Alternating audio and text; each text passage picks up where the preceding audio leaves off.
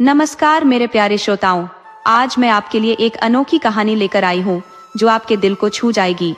तो बिना देर किए चलिए कहानी शुरू करते हैं। था उसकी धर्मपत्नी और पुत्र उसकी तपस्या के समाप्त होने की प्रतीक्षा कर रहे थे। साधु की पत्नी, जो कि काली माता की परम भक्त थी, भी उसके साथ इस जंगल में रहती थी। उस जंगल से लगभग 50 मील दूर एक समृद्ध राज्य था, जिसके राजा पेशवा माधवराव थे। अचानक उस राज्य में एक विचित्र बीमारी का प्रकोप हुआ। ये बीमारी अत्यंत घातक थी और राज्य की प्रजा इससे आतंकित हो रही थी। लोगों के शरीर पर चेचक जैसे दाने निकलने लगे थे और इस बीमारी से बड़ी संख्या में लोगों की मृत्यु हो रही थी। राजा और उनके मंत्रियों ने इस बीमारी का समाधान ढूंढने के लिए हर संभव प्रयास किया, परंतु हर उपाय विफल रहा। राज्य में हर ओर बीमारी और मौत का साया मंडरा रहा था। राज्य की जनता में इस आपदा को लेकर अनेक प्रकार की अफवाहें फैलने लगी। कुछ लोग कहने लगे कि राज्य पर कोई श्राप आ पड़ा है, तो कुछ का मानना था कि राज्य पर किसी दुष्ट आत्मा का साया है।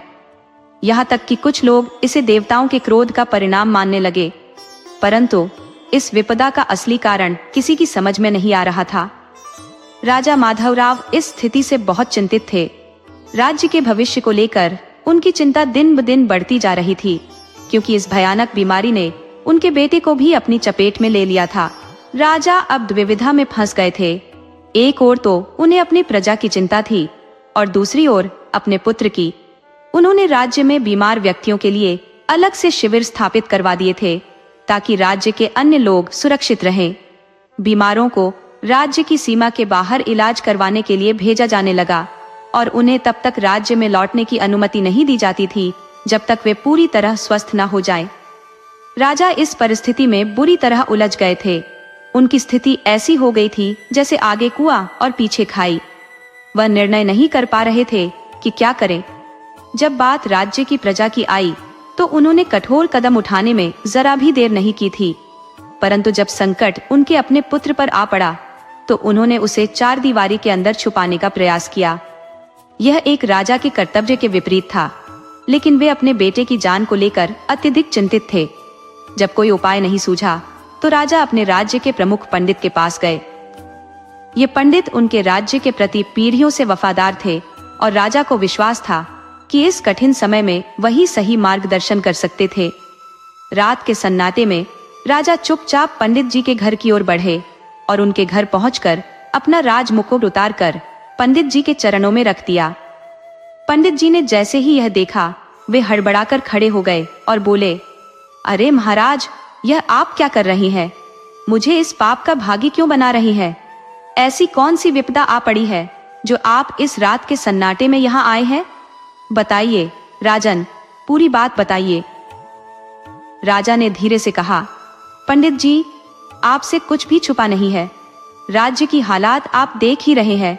जिन लोगों को यह बीमारी हुई है, उन्हें मैंने राज्य से बाहर खेमे में रहने का आदेश दिया है।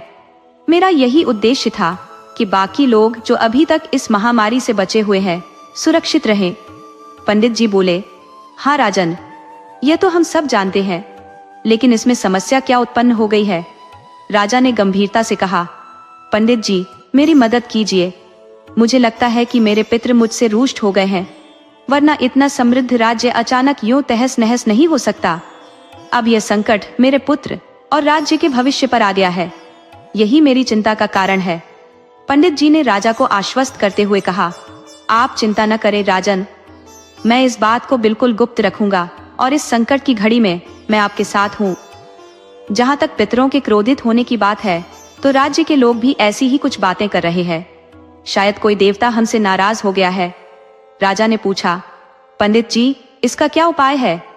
पंडित जी ने कहा, महाराज, हमारे राज्य के कुलगुरु हैं, जिन्हें भविष्य देखने का विशेष ज्ञान है और वे सिद्ध पुरुष भी हैं। उन्हें इस बारे में बहुत अनुभव है। राजा ने जवाब दिया, पंडित जी, मेरी उनसे कल ही बात हुई थी। उन्होंने मुझसे एक दिन का वक्त मांगा है। मैंने एक राजा के नाते हर मुमकिन कोशिश की, पर अब मैं हार रहा हूँ और मैं यह हार नहीं मान सकता। पंडित जी बोले, हौसला रखिए महाराज, आप हम सबकी शान है। राजकुमार को कुछ नहीं होगा। अगले ही दिन पंडित जी सुबह सुबह कुलगुरु के पास पहुंचे। उन्हें पूरी रात नींद नहीं आई थी। कुलगुरु ने कौड़ियों को फेंककर भविष्य में होने वाली घटनाओं का अंदाजा लगाने की कोशिश की। जब कुलगुरु ने कौड़ियां फेंकी तो जो दृश्य उभरा उसे देखकर राजा और पंडित जी दोनों हैरान रह गए। कौड़ियां इस तरह इकट्ठी हुई मानो कोई हमें संकेत दे रहा हो। कुलगुरु ने विचार किया और राजा से कहा, महाराज, हमारे राज्य की सीमा समाप्त होते ही जो जंगल शुरू होता है उसमें एक साधु है।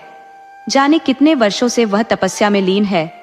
लोगों का कहना है कि उस पर महादेव की कृपा है और उसकी पत्नी माँ काली की बड़ी भक्त है।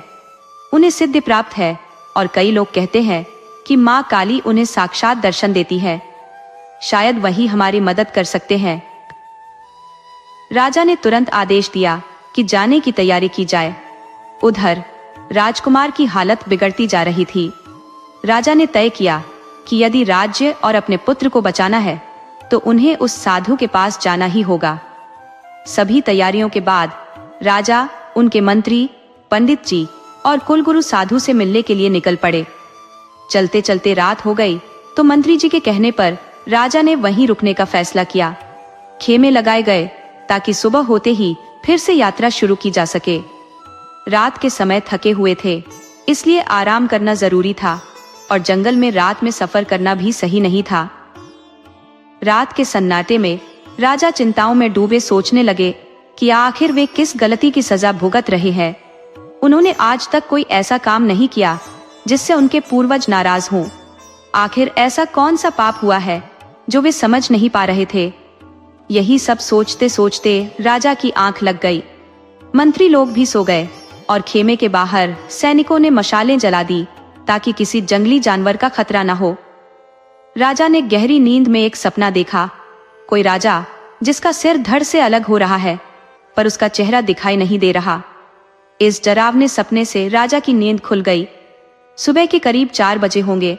राजा भोर जागे और अपने साथियों के साथ जंगल की ओर निकल पड़े। कुछ ही समय बाद वे राज्य की सीमा पार कर चुके थे। अब सिर्फ साधु बाबा को ढूंढने की बारी थी, पर यह किसी को नहीं पता था कि वह किस दिशा में मिलेंगे। पंडित जी ने कुलगुरु की ओर देखा और कुलगुरु ने कुछ मंत्र पढ़कर कौड़ियां फेंकी। कौड़ियों ने रास्ता दिखाना शुरू किया और दिन चढ़ते चढ़ते सूरज ढलने से कुछ घंटे पहले वे एक नदी के किनारे पहुंचे। वहां पहुंचते ही कौड़ियों ने रास्ता दिखाना बंद कर दिया। नदी के किनारे एक कुटिया थी। उन्होंने वहां जाकर देखा पर कुटिया खाली थी। राजा को यह सोचकर बहुत दुख हुआ कि क्या यहाँ भी उन्हें निराशा ही हाथ लगेगी। जब मंत्री जी ने कुटिया के अंदर जाकर देखा तो वहां एक काली माता की मूर्ति रखी थी। इसे देखकर मंत्री जी को लगा कि शायद वे सही जगह पर है। मंत्री ने आकर राजा को यह बताया, लेकिन तभी पंडित जी भी एक औरत को लेकर आए जो कोई और नहीं बल्कि साधु की पत्नी ही थी। राजा ने तुरंत उनके सामने हाथ जोड़कर प्रणाम किया और वहां आने का कारण बताने लगे, लेकिन साधु की पत्नी ने उन्हें रोका और कहा, कुछ कहने की जरूरत नहीं है महाराज, हम जानते हैं आप क्यों आए हैं। ये सुनकर राजा और मंत्री दोनों हैरान रह गए। फिर साधु की पत्नी ने कहा, महाराज चिंता मत कीजिए, आपके पुत्र को कुछ नहीं होगा। इतना कहकर उन्होंने काली माता की मूर्ति के चरणों में प्रणाम किया, कुछ फूल उठाए और माता से प्रार्थना करते हुए कुछ मंत्र पढ़े। फिर उन फूलों पर फूंक मारकर राजा से कहा, इन फूलों को पीसकर दूध में मिलाकर जल्द से जल्द अपने पुत्र को पिला दीजिए। राजा ने कहा, माता मुझे क्षमा करे, मैं एक राजा हूँ, मुझे सिर्फ अपने पुत्र की ही नहीं बल्कि पूरे राज्य की चिंता है।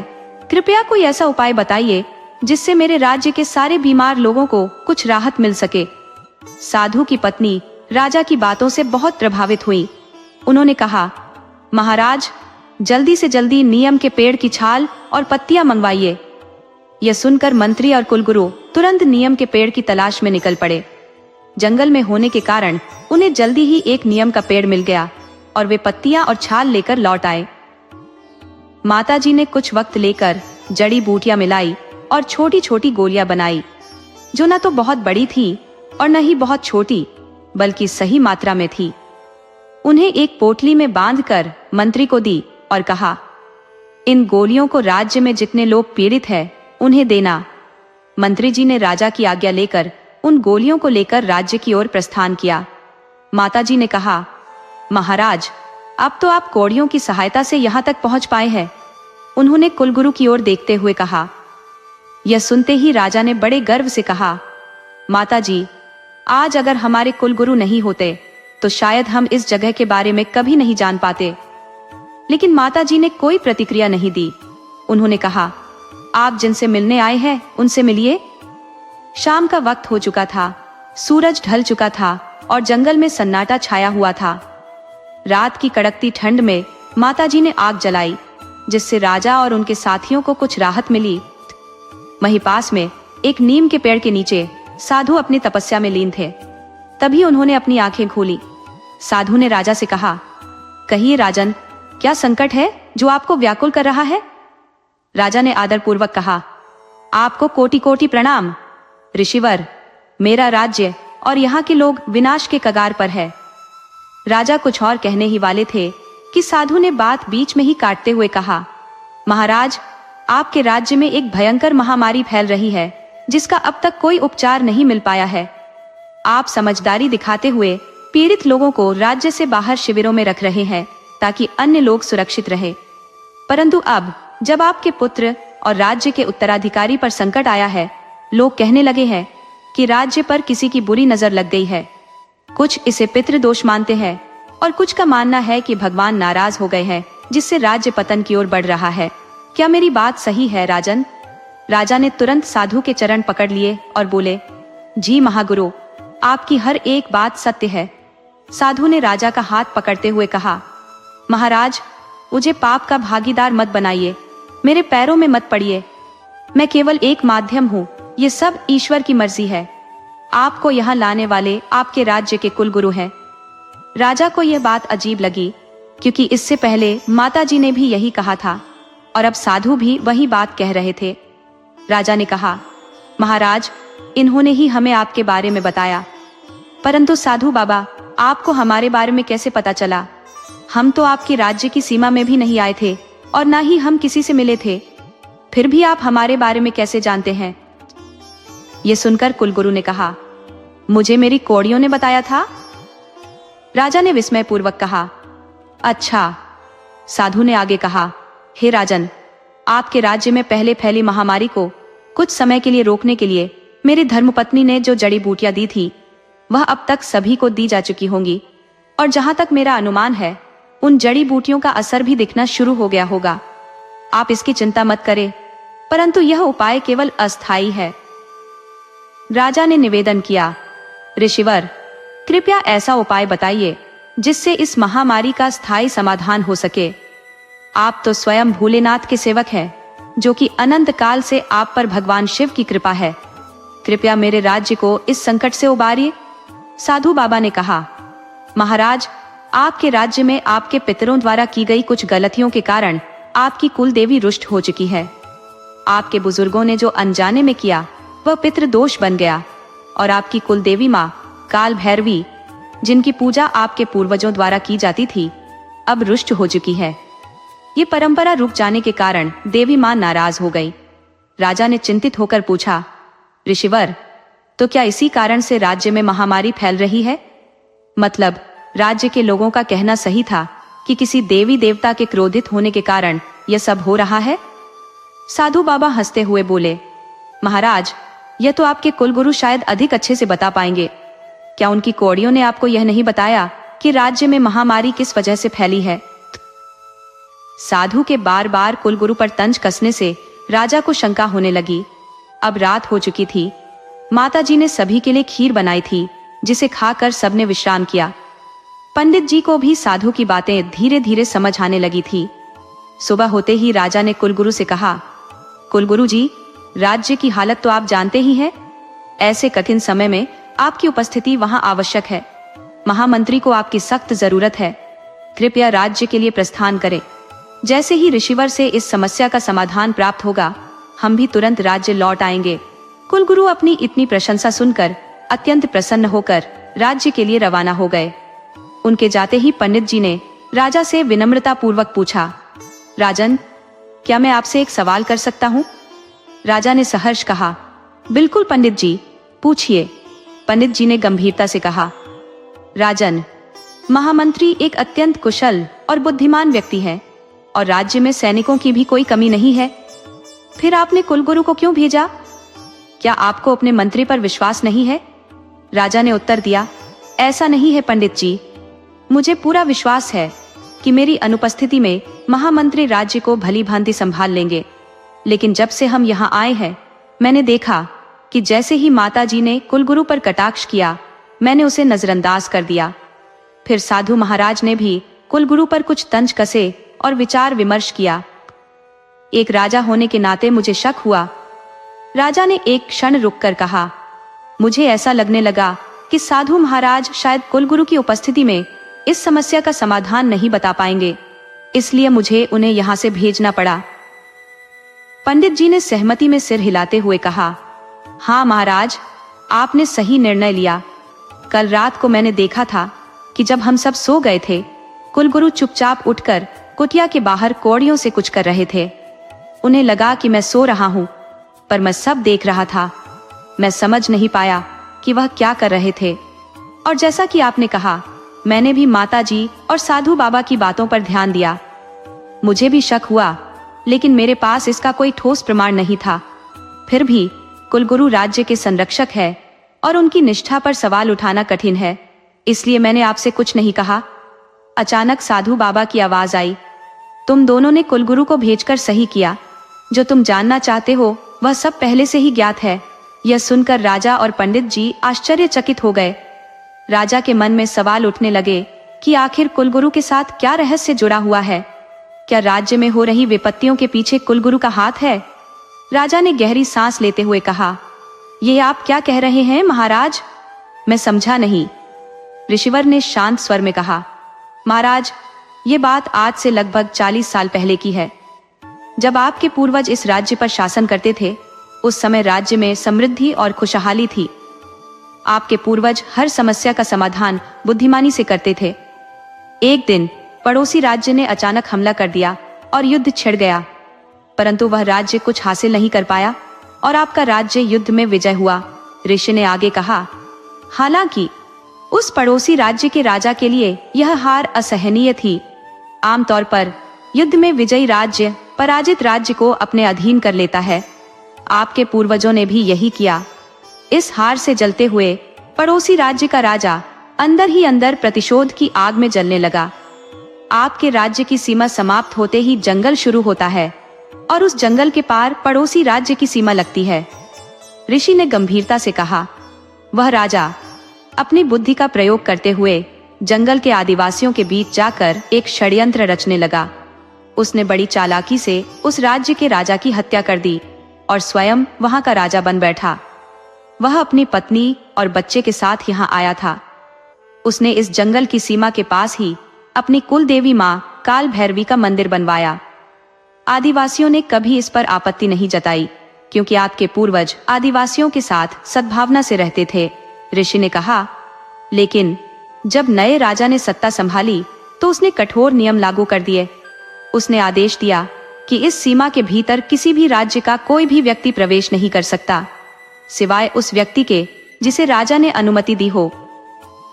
नवरात्रि का पावन समय आने वाला था और आपके राज्य के लोग इस पर्व को बड़ी धूमधाम से मनाते थे। मंदिर में मेला लगता था, जगराते होते थे और लोग दूर दूर से माता के दर्शन करने आते थे। लेकिन इस बार ऐसा कुछ होने की उम्मीद कम थी। राज्य के सेनापति ने आपके पूर्वजों को सारी स्थिति से अवगत करा दिया। राजा ने इस समस्या को गहराई से समझा, क्योंकि उन्हें जंगल पर अधिकार नहीं चाहिए था। बस इतना चाहते थे कि मंदिर में पूजा करने से कोई उन्हें रोके नहीं। जब आपके पूर्वज कबीले के राजा से बात करने पहुंचे तो वह पहले से ही अपनी चाल चल चुका था। जैसे ही वे राज्य की सीमा में दाखिल हुए, उसने जाल का फंदा खींच दिया और राजा घोड़े से गिरकर पेड़ पर उलटे लटक गए। इससे पहले कि वे कुछ समझ पाते, राज्य के सैनिकों ने उन पर हमला कर दिया और राजा की वहीं जान चली गई। बहुत संघर्ष हुआ, परंतु कबीले के लोग मंदिर में प्रवेश नहीं करने दे रहे थे। कबीले के लोग इस मामले से बेपरवाह थे, लेकिन अब वह राजा था, इसलिए कोई भी उसकी आज्ञा का उल्लंघन नहीं कर सकता था। उस राजा ने कबीले के पूर्व राजा की हत्या के बाद जादू टोना सीखना शुरू कर दिया था। उसने जंगल में उगने वाले विषैले पौधों का इस्तेमाल कर आपके राज्य में महामारी फैला दी, जो आप आज अपनी शासनकाल में देख रहे हैं। इस बात की भनक आपके महामंत्री और सेनापति को लग चुकी थी, इसलिए वे भेष बदलकर कबीले के लोगों से मिलने गए और उन्हें समझाया कि हमारा राज्य आदिवासियों के खिलाफ नहीं है। उन्होंने बताया कि वह आदमी असली आदिवासी नहीं है, बल्कि एक घातक मकसद से आया है। जैसे ही कबीले के अन्य लोगों को यह समझ में आया, उन्होंने आपके पूर्वजों का साथ दिया। वह दुष्ट व्यक्ति इस बात को समझ चुका था, इसलिए वह एक गुफा में जाकर कबीले के राजा की आत्मा का आह्वान कर आपके पूर्वजों पर छोड़ दिया। आत्मा तो किसी की मित्र नहीं होती, इसलिए इस अचानक हुए हमले से आपके दादाजी की मृत्यु हो गई और राज्य में महामारी फैलने से हाहाकार मच गया। आपके पिताजी ने राज्य का सारा भार अपने कंधों पर लिया और उस दुष्ट के खिलाफ युद्ध छेड़ दिया। उन्होंने कबीले के पहले राजा की पत्नी को कबीले का नया मुखिया घोषित कर दिया। इस संकट से उबरने के लिए मुखिया ने जड़ी बूटियों से राज्य की महामारी को ठीक किया। राज्य को इस स्थिति से उबरने में 1 साल का समय लग गया। इस दौरान आपके पिताजी ने बहुत कुछ खोया। उन्होंने अपने पिता को खो दिया, राज्य ने एक महान शासक को खो दिया, आदिवासियों ने अपने मुखिया को खो दिया और आपके राज्य ने अपना पुश्तैनी मंदिर खो दिया। मंदिर के खो जाने के कारण माँ काल भैरवी की पूजा बंद हो गई और वर्षों पुरानी परंपरा टूट गई। इसी कारण माँ काल भैरवी आपके राज्य से नाराज है। इतना कहने के बाद साधु चुप हो गए और राजा भी मौन हो गए। पंडित जी ने कहा, तो साधु महाराज, क्या इसका मतलब है कि इतिहास खुद को दोहरा रहा है? क्या हम ऐसा माने? कोई भी कुछ नहीं बोला। राजा ने फिर साधु महाराज से कहा, महाराज, एक बात मेरी समझ में नहीं आई। आपने बताया कि मेरे पिताजी ने 50 साल पहले इस समस्या को हल कर दिया था, फिर यह संकट अब दोबारा कैसे उठ खड़ा हुआ और आपको यह सब इतनी बारीकी से कैसे पता है? साधु महाराज ने जवाब दिया, माँ काल भैरवी के मंदिर के जो पंडित थे वो एक सन्यासी थे। उस दुष्ट ने उनकी हत्या कर दी थी। मैं उसी वंश का हूँ, वो मेरे दादाजी थे। जब उनकी हत्या हुई तब मैं बहुत छोटा था और इस घटना के बाद मेरे पिताजी मुझे और मेरी माँ को लेकर राज्य से दूर चले गए। कुछ साल बाद पिताजी को एक सपना आया जिसमें दादाजी ने अपनी मुक्ति की मांग की। इसके बाद पिताजी ने मुझे सारी बातें बताईं। मैंने बचपन से साधु सन्यासियों के मठ में जीवन बिताया है, इसलिए मुझे दिव्य दृष्टि भी प्राप्त हुई। मेरी पत्नी माँ काली की बड़ी भक्त है, इसलिए मुझे यह सब ज्ञात है। राजा ने साधु महाराज से कहा, तो फिर महाराज, हमें अब क्या करना चाहिए? साधु महाराज ने समझाया, राजन, सबसे पहले आपको उन आत्माओं की मुक्ति के लिए हवन करवाना होगा जिनकी मुक्ति नहीं हुई है। फिर उस स्थान पर खुदाई करानी होगी जहां आपके दादाजी ने उस दुष्ट को दबाया था और उसका अंतिम संस्कार करना होगा। उसके बाद माँ काल भैरवी की विधि पूर्वक पूजा करनी होगी। राजा ने फिर पूछा, महाराज, एक बात और मेरी समझ में नहीं आ रही। अगर हमारे कुलगुरु को यह सब पता था तो आपने उनकी ओर तंज क्यों कसा? वो मेरे शक के घेरे में थे। आखिर उनका क्या रहस्य है? साधु महाराज ने स्पष्ट किया, कुलगुरु का इसमें कोई दोष नहीं है। वे भी सच्चाई से अवगत है। वे अपनी योग्यता के अनुसार सत्य का पता लगाना चाहते थे, लेकिन यहाँ पर मेरी पत्नी माँ काली की बड़ी भक्त है और मैं एक तपस्वी हूँ, इसलिए उनकी कौड़ियाँ यहाँ प्रभावी नहीं हो रही थी। तुम्हारे कुलगुरु केवल श्रेय लेना चाहते थे कि उन्होंने राज्य को इस विपत्ति से बचाया। वे सच्चाई जानते थे, लेकिन उन्होंने कभी तुम्हें सच्चाई बताने की कोशिश नहीं की। इस पर राजा मुस्कुराए और कहा, चाहे जो भी हो, मेरे मंत्री, कुलगुरु और पंडित सभी ईमानदार हैं। राजा ने सैनिकों को बुलाया और साधु महाराज के निर्देशानुसार मंदिर की खुदाई करवाई। वहां से माँ काल भैरवी की मूर्ति को निकाला गया और उसकी प्राण प्रतिष्ठा की गई। विधि पूर्वक पूजा संपन्न हुई और वहां से जो शव मिले, जो अब कंकाल बन चुके थे, उनका अंतिम संस्कार किया गया। इस प्रकार उस दुष्ट राजा की आत्मा को मुक्ति मिली। माँ काल भैरवी की पूजा हुई और राज्य में शांति फैल गई। लोग धीरे धीरे बीमारी से उबरने लगे और राजकुमार भी स्वस्थ हो गए। राजा ने अपने पुत्र को सबसे पहले यह सिखाया कि चाहे जो भी हो, कुलगुरु और कुल देवी की पूजा हमेशा सबसे पहले करनी है। राजकुमार ने अपने पिता की आज्ञा मानी। अब हर वर्ष माँ काल भैरवी के मंदिर में पूजा होती और मेला लगता। राज्य में शांति स्थापित हो गई और राजा की प्रसिद्धि दूर दूर तक फैलने लगी। राजा ने अपने पुत्र का विवाह एक सुंदर राजकुमारी से कर दिया और राज्य को उसे सौंपकर खुद वनवास में तपस्या के लिए चले गए। उन्होंने साधु महाराज को अपना गुरु मान लिया और उनके साथ रहकर तपस्या में लीन हो गए, परमात्मा को पाने की कोशिश करते हुए।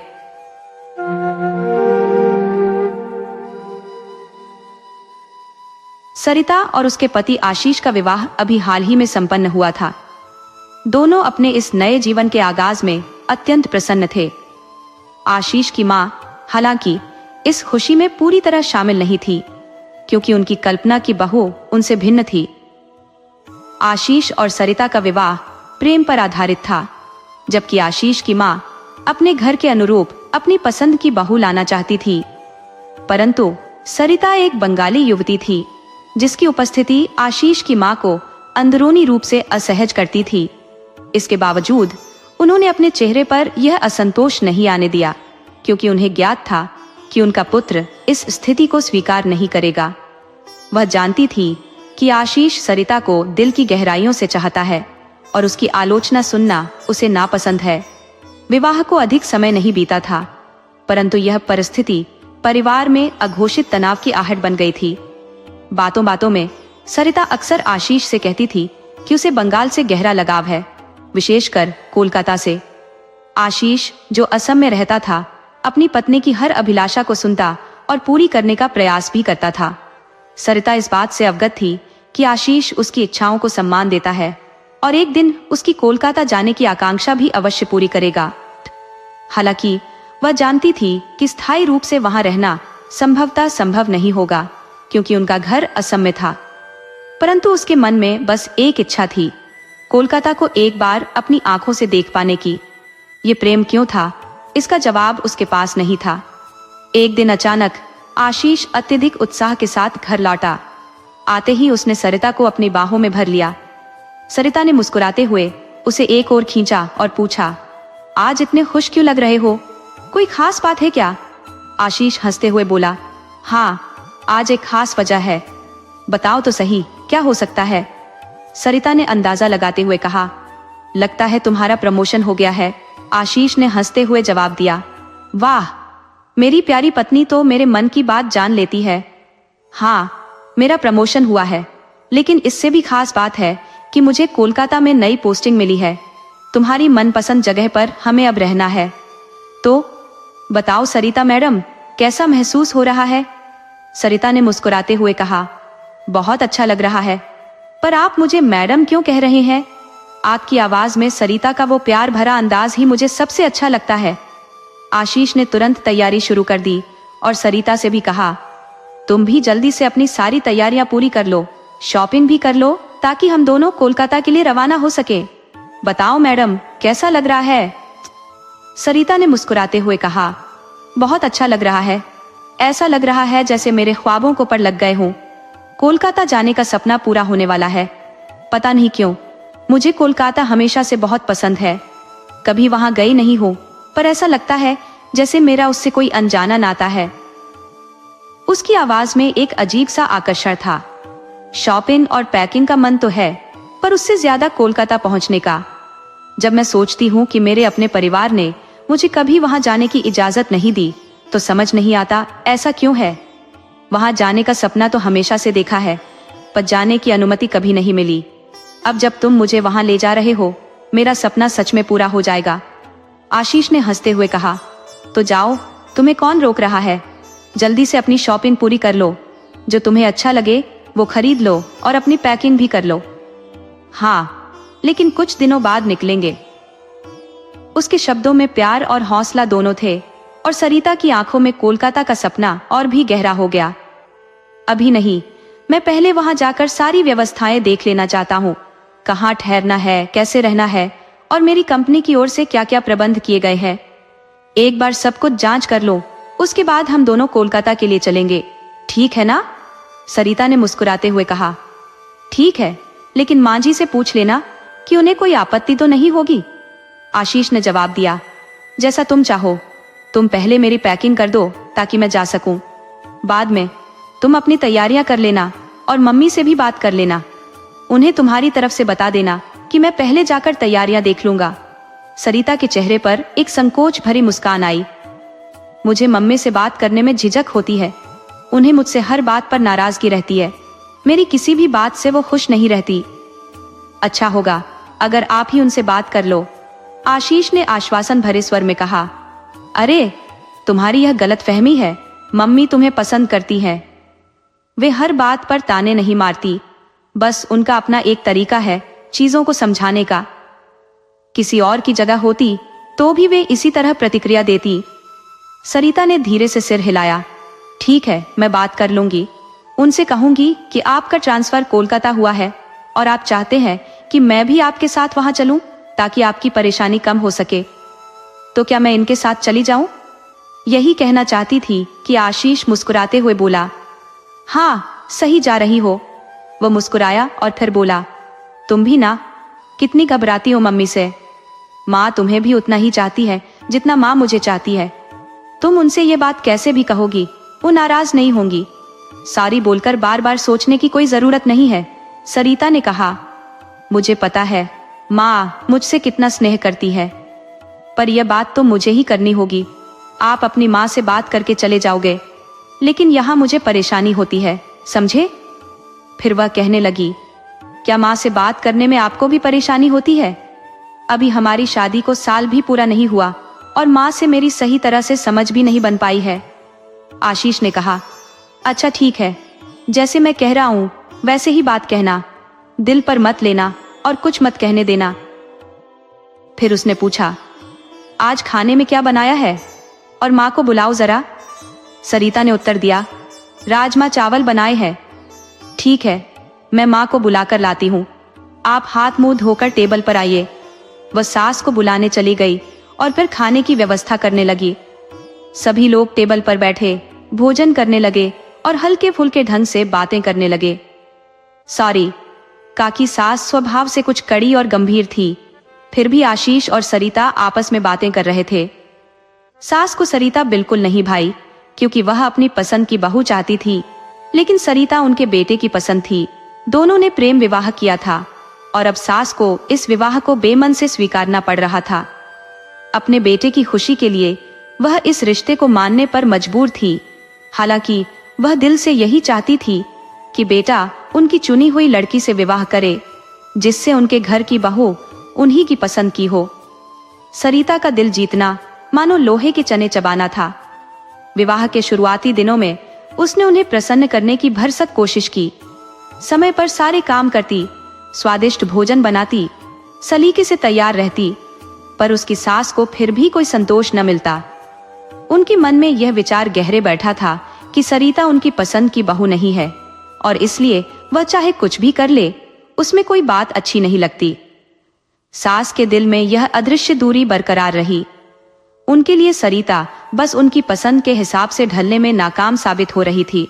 वक्त बीतते बीतते सरिता ने अब वह कोशिशें भी छोड़ दी थी। अब सरिता ने अपने अंदाज से घर के सारे काम संभालने शुरू कर दिए थे। खाने की टेबल पर बातचीत के दौरान आशीष ने अपनी माँ को बताया कि उसकी कंपनी ने उसे कोलकाता ट्रांसफर कर दिया है और उसे जल्द ही वहां जाना होगा। वह यह भी चाहता था कि सरिता उसके साथ जाए। ये सुनते ही आशीष की माँ के चेहरे पर उदासी छा गई। उन्हें लगा कि अब वह यहाँ अकेली रह जाएंगी। उन्होंने कहा, ठीक है बेटा, तुम अपने रास्ते जाओ और सरिता को भी साथ ले जाओ। मैं यहाँ अकेली रह लूंगी, बस रोज फोन पर बात कर लेना ताकि मुझे तुम्हारी चिंता न सताए। तुम दोनों बहुत याद आओगे। आशीष ने बताया कि उसके पास अधिक समय नहीं है, अगले हफ्ते ही उसे कोलकाता में ज्वाइनिंग देनी है। उसने माँ को कहा, मैं पहले जाकर वहाँ की सारी व्यवस्था देख लूंगा और फिर सरिता को ले जाऊंगा। सरिता आपके साथ कुछ दिन और रहेंगी, फिर मैं आकर उन्हें ले जाऊंगा। इस पर उसकी माँ ने सहमति जताई और कहा, ठीक है बेटा, तुम पहले वहां जाकर सब देख लो, फिर सरिता को ले जाना। आशीष ने अपना सामान पैक किया और फ्लाइट पकड़कर कोलकाता के लिए रवाना हो गया, जबकि सरिता अपनी सास के साथ कुछ और दिन घर पर रही। कोलकाता पहुंचकर आशीष ने देखा कि वहां पहले से ही सारे इंतजाम हो चुके थे। उसने तुरंत सरिता को फोन कर कहा, तुम्हें 1 हफ्ते इंतजार करने की जरूरत नहीं, मैं 2 दिन बाद ही तुम्हें लेने आ जाऊंगा। ये बात माँ को भी बता देना। सरिता ने सहमति दी और अपनी सास को जानकारी दे दी। 2 दिन बाद आशीष और सरिता कोलकाता के लिए रवाना हो गए और अंततः दोनों कोलकाता पहुंच गए। सरिता जब कोठी को देखती है तो उसकी खुशी का ठिकाना नहीं रहता। उसकी आंखों में चमक कौंध जाती है, जैसे किसी भूली बिसरी स्मृति ने उसे छू लिया हो। कोठी के अंदर कदम रखते ही ठंडी हवा का एक झोंका आता है, उसके बालों को छूता है और फिर अचानक शांत हो जाता है। उसकी आंखें विस्मय से फैल जाती है, जैसे वह इस कोठी की हर ईंट और हर कोने को जानती हो। उसे ऐसा प्रतीत होता है मानो वह यहाँ पहली बार नहीं आई हो, बल्कि इस जगह को वह बरसों से जानती हो। मिट्टी की भीनी महक उसे अपने अतीत से जोड़ देती है। आशीष सरिता को इस तरह देखता है तो वह उसकी खुशी में कहीं खो जाता है। उसे सरिता की इस जगह से अजीब तरह की आत्मीयता महसूस होती है। सरिता का यह अद्भुत आत्मविश्वास और इस कोठी के प्रति उसका गहरा लगाव आशीष के लिए कुछ अनजाना नहीं रह जाता। सरिता कोठी में नए अंदाज में कदम रखती है।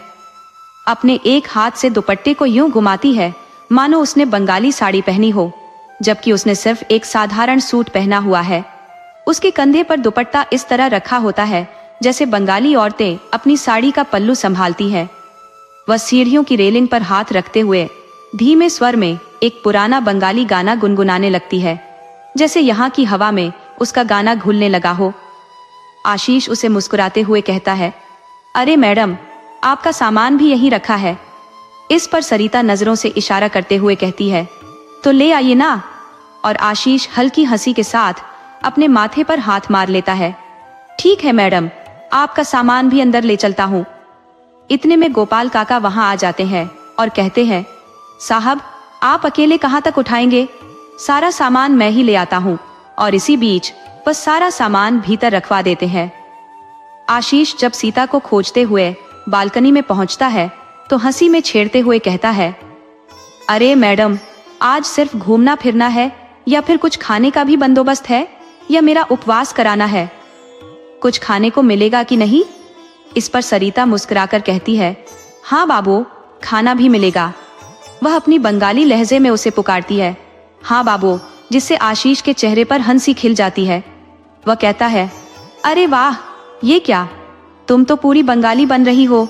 तुम्हारी मम्मी बंगाली नहीं है, फिर ये बंगाली भाषा कहाँ से आ गई? सरिता मस्ती में कहती है, ओ बाबू, हम तो कोलकाता आ गए हैं, यहाँ का रंग तो हम पर चढ़ेगा ही। आशीष उसकी ओर हंसते हुए देखता है, चलो अब सारी बंगाली छोड़ो और सोचो क्या खाना है। सरिता फिर मजाकिया अंदाज में कहती है, अब से तुम हमको पारो ही कहोगे, ठीक है? आशीष मुस्कुराते हुए कहता है, अरे वाह, मेरी पारो? अच्छा आप बताओ कि खाना क्या है?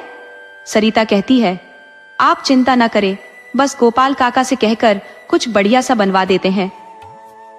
थोड़ी देर बाद जब डिनर तैयार हो जाता है, सरिता आशीष को खाने के लिए बुलाती है। आशीष खाने की खुशबू को महसूस कर कहता है, वाह, आज तो खुशबू कमाल की आ रही है। बताओ मैडम, आज क्या खास है? सरिता हंसते हुए कहती है, आप खुद ही छक्कर बताइए, हमने खास फिश करी बनाई है। आशीष थोड़ा हैरान होते हुए प्लेट में देखता है, क्योंकि वह जानता है कि सरिता आमतौर पर नॉनवेज नहीं खाती। वह थोड़ा हिचकिचाते हुए एक निवाला लेता है और फिर मुस्कुराकर कहता है, अरे वाह, सच में बहुत लाजवाब बना है। मुझे यकीन नहीं हो रहा कि तुमने ये बनाया है। वह कभी भी नॉनवेज खाने की हामी नहीं भरती थी। उसका यही कहना था कि यदि नॉनवेज खाना है तो बाहर खा लीजिए, घर में इसका बनना मुमकिन नहीं। एक बार 100 की फीस लेकर आई थी, लेकिन आज वह नॉनवेज तैयार कर रही थी, और वह भी इतनी लजीज कि उसकी सुगंध मन मोह ले रही थी। मन में बस यही ख्याल आ रहा था कि काश एक प्लेट में आ जाए और सीधे पेट में समा जाए। मैं सोच में पड़ गया कि सरिता ने आखिर फिश करी बनानी कब और कैसे सीखी। हालांकि मैं खुद को झटका देते हुए सोचता हूँ, शायद ज्यादा ही दिमाग चला रहा हूँ। आशीष मन ही मन अनुमान लगाने लगा कि यह सरिता नहीं बल्कि गोपाल काका का ही काम होगा। फिर भी उसने दिल में कहा कि यह सरिता की ही कोशिश है। खाना सर्व करते समय घर के मालिक अचानक वहां आ पहुंचे। सरिता को देखकर उनका चेहरा जैसे बदल सा गया था। मानो वह उसे पहले से जानते हों। उनके हाव भाव देखकर आशीष कुछ समझ नहीं पाया, मगर उसने उन्हें इंट्रोडक्शन देने का फैसला किया। अब तक आशीष सिर्फ उसका नाम ही जानता था, इसलिए उसने मालिक से परिचय कराया। ये मेरी पत्नी है, और बताया कि वे दोनों यहाँ आउट हाउस में रहते हैं। मालिक को यह कहते हुए भी बताया कि वह हमेशा उनके साथ यहाँ जुड़कर रहना चाहते हैं। अगर खाने में किसी भी तरह की मदद चाहिए हो तो बताइए। मालिक भी बुजुर्ग है, तो उनकी सहायता हमारे लिए लाभदायक होगी। इतना कहते ही सरिता के मुख से अनायास ही साथियों शब्द फिसल जाता है। उसके मुख से अपना नाम सुनते ही घर के मालिक स्तब्ध रह जाते हैं। ऐसा प्रतीत होता है मानो अतीत उनके सम्मुख आ खड़ा हो गया हो। उनके भीतर किसी अनहोनी का अंदेशा गहराने लगता है। एक लंबे समय से वह अपने गुनाहों की अदृश्य सजा तो भुगत ही रहे थे, परंतु अब लगता है कि उनके कर्मों का पर्दाफाश होने वाला है। शहर में रहकर उन्होंने अपनी इज्जत की एक सजीव छवि बनाई थी, मगर किसी को भी वास्तविकता का भान नहीं था। अब सच्चाई अनावृत होने का भय उन्हें बुरी तरह से जकड़ रहा था। साथ ही साथ यह डर कि संभवतः इस बार सजा और कठोर होगी। सरिता की नजरों में एक ठंडक थी, मानो उसके मन में एक अनजाना क्रोध ठहरा हो। मानो अगर अवसर मिले तो वह इस इंसान से अपना हिसाब यहीं चुकता कर ले। यह अजीब था, परंतु सन्नाटा छाया रहा। सबने भोजन किया और फिर विश्राम के लिए अपने अपने कमरों में चले गए। सरिता एक प्यारी सी मुस्कान के साथ आशीष की ओर देखती है और कहती है, आप भूल गए ना, हमारा कमरा नीचे नहीं ऊपर है, इस कोठी का सबसे सुंदर कक्ष। आपको याद नहीं? आशीष को यह सुनकर कुछ असहजता महसूस होती है। हम तो केवल कंपनी की ओर से यहाँ रहने आए हैं, ये घर तो हमारा नहीं है। और फिर वह क्यों कह रही है कि हमारा कमरा ऊपर है? इसी सोच में डूबे आशीष को तब एक झटका लगता है, जब अचानक से सरिता का पैर फिसलता है और वह गिरने लगती है। आशीष तेजी से बढ़कर उसे संभाल लेता है। घर के मालिक यह दृश्य देखकर फिर से हिल जाते हैं, मानो किसी पुराने घटनाक्रम की पुनरावृत्ति हो रही हो। यह पहला मौका नहीं था जब उन्होंने ऐसा दृश्य देखा हो। उन्हें लगा कि अतीत फिर से खुद को दोहरा रहा है। वह सोच में पड़ जाते हैं कि कैसे सरिता उन अधूरी स्मृतियों की प्रतिच्छाया सी लगती है, मानो उसका अस्तित्व घर की पुरानी कहानियों में गूंजता हो। भले ही वह स्वयं इस घर का हिस्सा न हो, सरिता पहले भी थी और उसके बाद भी रहेगी। मगर यह कैसे मुमकिन है कि सरिता होबहू उसकी जैसी है? आशीष सरिता को लेकर सोने चला जाता है, लेकिन आधी रात में अचानक उसकी आंख खुलती है और वह पाता है कि सरिता उसके पास नहीं है। बेचैनी में वह उसे खोजने निकल पड़ता है। जैसे ही वह सरिता को ढूंढने के लिए इधर उधर देखता है, उसके कानों में एक मीठी बंगाली लोरी की धुन गूंजने लगती है। ये आवाज एक स्त्री की है जो अजीब सा एहसास जगाती है। आशीष सोचने लगता है कि इस घर में ऐसी कोई महिला नहीं है, और अगर है भी तो आधी रात में कौन लोरी गा रही है? ये लोरी आखिर किसके लिए हो सकती है? और अगर वह सरिता नहीं है तो फिर कौन है? सावधानी से वह बगल के कमरे में पहुंचता है और वहां देखता है कि सरिता किसी को सुला रही है और धीरे धीरे लोरी गुनगुना रही है। यह दृश्य आशीष को बहुत विचित्र लगता है और वह कुछ कहने ही वाला होता है कि सरिता उसे चुप रहने का इशारा कर देती है। थोड़ी देर बाद वह आशीष के पास लौटती है और कहती है, सो गई हमारी बेटी? आशीष चौंक जाता है। बेटी? उसके मन में सवाल उठता है। हमारी तो कोई संतान नहीं है, हमारी शादी को तो अभी 1 साल भी नहीं हुआ।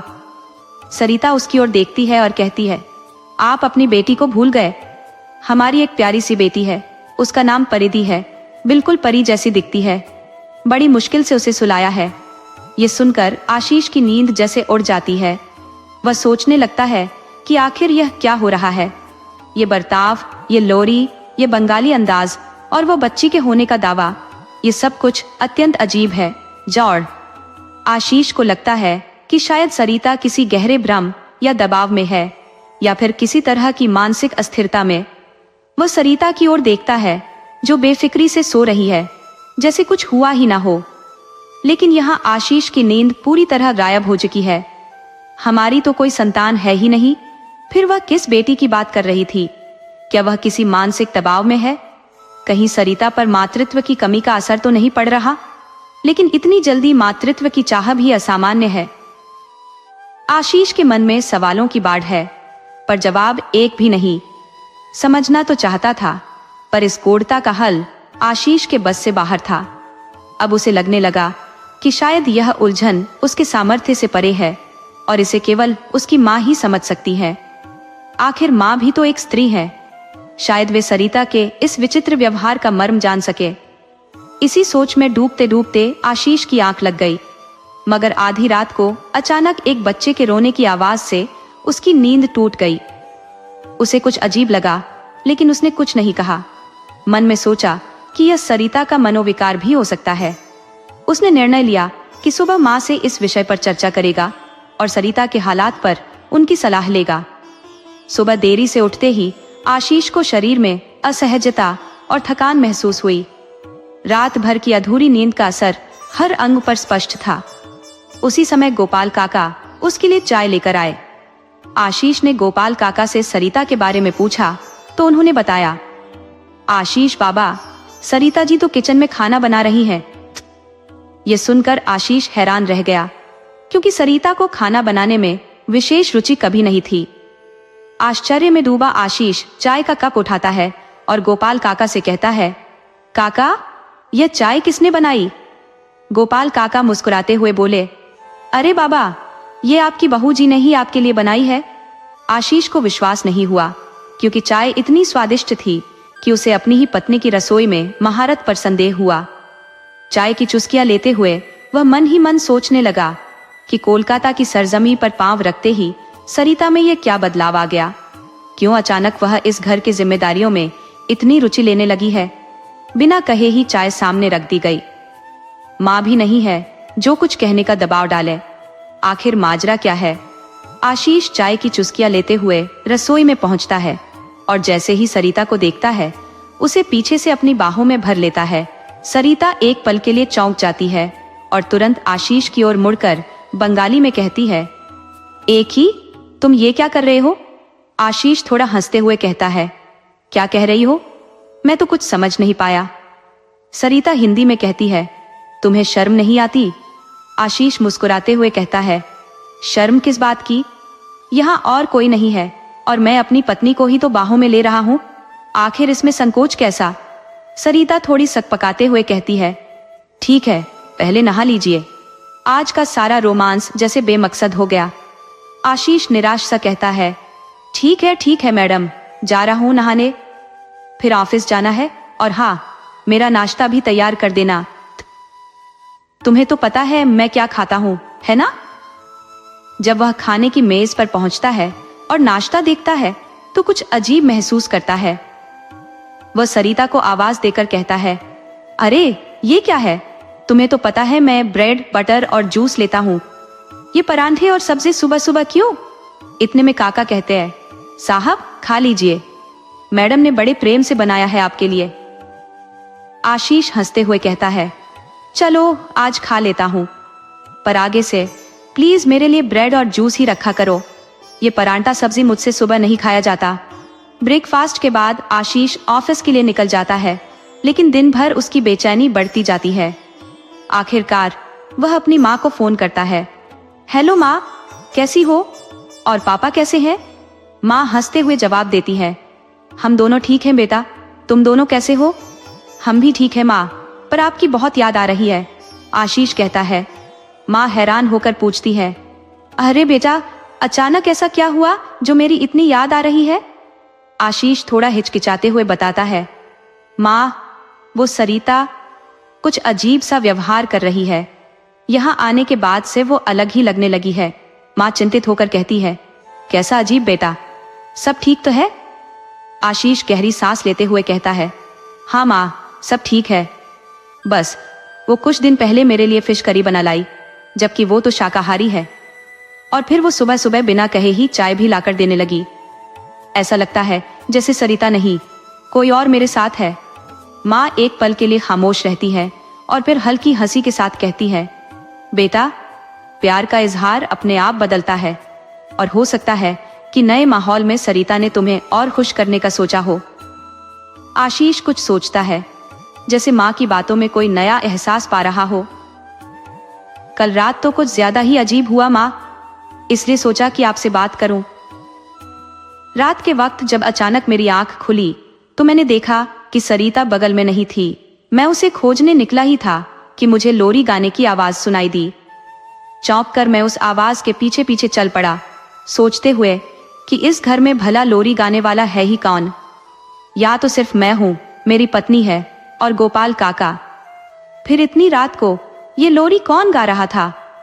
आवाज के स्रोत तक पहुंचने पर मैंने देखा कि सरिता किसी को सुलाने के अंदाज में लोरी गा रही थी। कुछ समय बाद वह मेरे कमरे में लौट आई और सहजता से कहने लगी, मैं अपनी बेटी को सुला रही थी। माँ, ये सुनकर मैं अवाक रह गया। हमारी शादी को तो अभी 1 साल भी नहीं हुआ है और सरिता बेटी की बात कर रही है। मुझे लग रहा है कि कुछ तो अजीब है, जैसे उसके मन में कोई अनजाना बोझ दबा हुआ है। क्या पता वह किसी मानसिक तनाव या अवसाद की स्थिति से गुजर रही हो। माँ, यह सब सुनकर गहरी सोच में पड़ गई और फिर गंभीरता से बोली, आशीष, ये बहुत गंभीर बात है। तुम अब तक क्यों छुपा रहे थे?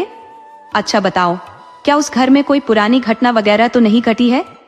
मैंने जवाब दिया, नहीं माँ, ऐसा तो कुछ भी नहीं है। आप कहना क्या चाह रही है? माँ ने कहा, बेटा, मेरा मतलब है कि किसी हादसे या दुर्घटना की वजह से वहां कोई बुरी ऊर्जा तो नहीं है। डिप्रेशन के पीछे कोई ठोस वजह होती है। और तुम्हारी शादी को तो अभी केवल 1 ही साल हुआ है, वो भी प्रेम विवाह।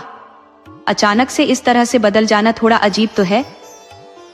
मैंने थोड़ा नाराज होकर कहा, माँ, क्या बेवजह आपको फोन किया मैंने? आप तो बस इन्हीं चीजों पर शक करने लगती हो। क्या आप ये मानती हैं कि उस घर में कुछ अलौकिक या भूत प्रेत जैसी चीज हो सकती है? माँ ने शांत स्वर में कहा, अरे बेटा, गुस्सा क्यों होते हो? मैं तो वही कह रही थी जो मेरे मन में आया। खैर छोड़ो, अगर तुम्हें ये बातें बेवजह लगती हैं। माँ के शब्दों में कुछ था जो मुझे बेचैन कर गया, पर मैंने इसे वहीं खत्म कर दिया। कोई बात नहीं, हो सकता है कि ये सब डिप्रेशन के कारण हो रहा हो। तुम उसे किसी अच्छे डॉक्टर को दिखा दो, आशीष ने माँ से सहमति जताते हुए कहा। हाँ माँ, शायद यही सही रहेगा। मुझे लगता है कि अब मुझे सच में सरिता को किसी डॉक्टर, खासकर साइकोलॉजिस्ट के पास ले जाना चाहिए। जितनी जल्दी हो सके उतना ही अच्छा है, क्योंकि सरिता में कुछ अजीबोगरीब बदलाव दिखने लगे हैं। आशीष ने उस दिन जैसे तैसे अपना काम निपटाया। ऑफिस में उसका ध्यान बार बार बढ़ रहा था, लेकिन किसी तरह काम खत्म करके वो घर पहुंचा। जैसे ही उसने घर के अंदर कदम रखा, उसकी आंखें एकदम फटी की फटी रह गई। सामने खड़ी सरिता को देखकर वो अवाक रह गया। उसकी सरिता, जिसने कभी भी साड़ी पहनने में खास दिलचस्पी नहीं दिखाई थी, आज बंगाली साड़ी में सजी थी। सिर पर सिंदूर की बड़ी बिंदी, गहरी बड़ी आंखों पर गाढ़ा काजल, होठों पर लाल लिपस्टिक और हाथों में सफेद और लाल कंगन, उसके पैरों में भारी पायल और शरीर पर बंगाली आभूषण जैसे गले में हार, माथे पर मांग टीका, कानों में बड़े झुमके और कमर पर कमरबंद। यह देखकर आशीष को अपनी आंखों पर यकीन ही नहीं हो रहा था। ये वही सरिता है जिसे रोजमर्रा में साड़ी पहनने का बिल्कुल शौक नहीं था, जो हमेशा आरामदायक कपड़े पहनना पसंद करती थी। हाँ, कभी कभी खास मौकों पर साड़ी पहन लिया करती थी, परंतु रोजमर्रा के लिए वो हमेशा कुछ और ही पहनना पसंद करती थी। आज कोई खास दिन भी नहीं था, फिर भी सरिता ने बंगाली वेशभूषा अपना रखी थी। आशीष को ऐसा लगने लगा मानो सरिता के रूप में कोई और उसके सामने खड़ा हो। ये सब देखकर उसे लगा कि शायद सरिता ने कोलकाता में रहते हुए एक बार बंगाली साड़ी पहनने का शौक पूरा कर लिया होगा, मगर कुछ अजीब सा भी लग रहा था। डॉक्टर से मिलने की बात जो आशीष के दिमाग में चल रही थी, उसे वह कैसे सरिता से कहे, ये बात उसे परेशान कर रही थी। आशीष को ऐसा आभास हो रहा था कि अगर उसने सरिता से डॉक्टर के पास चलने को कहा तो वो अवश्य सवाल करेगी कि किस प्रकार के डॉक्टर के पास जाना है, और जब उसे पता चलेगा कि मनोचिकित्सक से मिलना है तो शायद वह पीछे हट जाए। उसकी प्रतिक्रिया कैसी होगी, ये सोचते हुए आशीष असमंजस में था। अपने मन में उथल पुथल को दबाते हुए वह अंदर गया। वहां काका गोपाल ने उसके लिए पानी और कुछ खाने का इंतजाम कर दिया था। आशीष ने पानी पीने के बाद सरिता को बैठने का इशारा किया। सरिता एक मुस्कान के साथ उसे निहारते हुए बोली, क्या हुआ जी, आज आप इतने संजीदा क्यों लग रहे हैं? क्या कोई खास बात है? आशीष ने सवाल किया। तुम ठीक तो हो ना? सरिता हल्की हंसी के साथ बोली। अरे जी, आप भूल गए कि मैं आपकी सॉरी हूँ। हाँ बिल्कुल ठीक हूँ। क्या हुआ, कुछ कहना है? आशीष ने गहरी सांस ली और बोला, मुझे कुछ अजीब सा लग रहा है। कल हमें एक डॉक्टर से मिलने जाना है। क्या तुम मेरे साथ चलोगी? सरिता ने तुरंत पूछा। कौन से डॉक्टर के पास? और क्या हुआ? आप मुझे बताइए, मैं घर पर ही कुछ मदद कर सकती हूँ। आशीष ने हल्के से सिर हिलाया और कहा, नहीं, ये डॉक्टर का मामला है और इस बार घर पर इलाज संभव नहीं है। कल 11 बजे हमारी अपॉइंटमेंट है, इसलिए तैयार रहना। हमें थोड़ा दूर जाना पड़ेगा तो सुबह निकलना होगा। अगले दिन सुबह होते ही आशीष और सरिता डॉक्टर के क्लिनिक जाने के लिए तैयार होने लगे। जब सरिता बाहर आई तो आशीष उसे देखता ही रह गया। उसे लगा था कि वह जल्दी में बस कोई सूट पहन लेगी, लेकिन सरिता ने बंगाली अंदाज में साड़ी पहनी थी। माथे पर बड़ी सी गोल बिंदी, कानों में झुमके, गले में मंगलसूत्र और हाथों में चूड़ियां। ये सब देखकर आशीष अवाक रह गया। हल्का ढीला जूड़ा, हल्का मेकअप, गहरी लाल लिपस्टिक और आंखों में गहरा काजल। इस रूप में सज-धज कर सरिता जैसे ही सामने आई, आशीष की नजरें ठहर गई। पहले वो उसे इस तरह से कभी नहीं देख पाया था, क्योंकि सरिता सजने संवरने में रुचि नहीं रखती थी। आशीष को हमेशा से सज-धज कर रहने वाली औरतें अच्छी लगती थी, पर सरिता कभी इस अंदाज में तैयार नहीं होती। उसे ना तो गहनों का शौक था, न साड़ियों का, और मेकअप से तो वो मीलों दूर भागती थी। आमतौर पर उसका श्रृंगार बस काजल की हल्की रेखा और लिपस्टिक की बारीक परत तक सीमित रहता था। उसकी इस नई छवि को देख आशीष कुछ हक्का बक्का सा रह गया। सरिता मुस्कुराते हुए बोली, क्या हुआ, ऐसे क्यों घूर रहे हो? आशीष ने अपनी भावनाओं को थामते हुए कहा, कुछ नहीं, बस आज तुम बहुत अलग और खूबसूरत लग रही हो। सरिता हल्के से मुस्कुराई और बोली, धन्यवाद, अब जल्दी करो, हमें चलना नहीं है? जैसे ही वे बाहर निकलने लगे, उसकी पायल की मधुर झंकार ने आशीष का ध्यान खींचा। पायल के घुंघरुओं की ध्वनि किसी नववधू की तरह मधुर थी। अचानक एक काली बिल्ली उनके रास्ते को पार कर गई। सरिता तुरंत रुक गई और बोली, उड़ी बाबा, ये तो अशुभ संकेत है।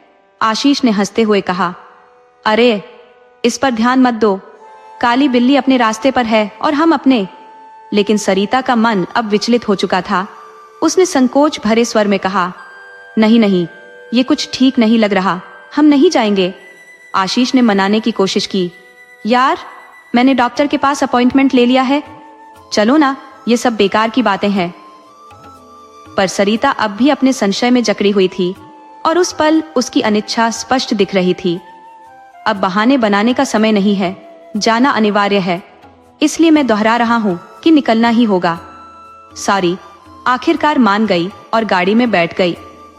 आशीष ने भी सहमति में सिर हिलाया और आकर सारी के पास बैठ गया। फिर गाड़ी चलाने लगा।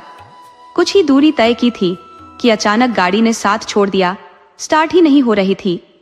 ये गाड़ी उसी घर के मालिक की थी और आशीष अपनी पत्नी को नेविगेशन का सहारा लेकर डॉक्टर के क्लिनिक ले जा रहे थे।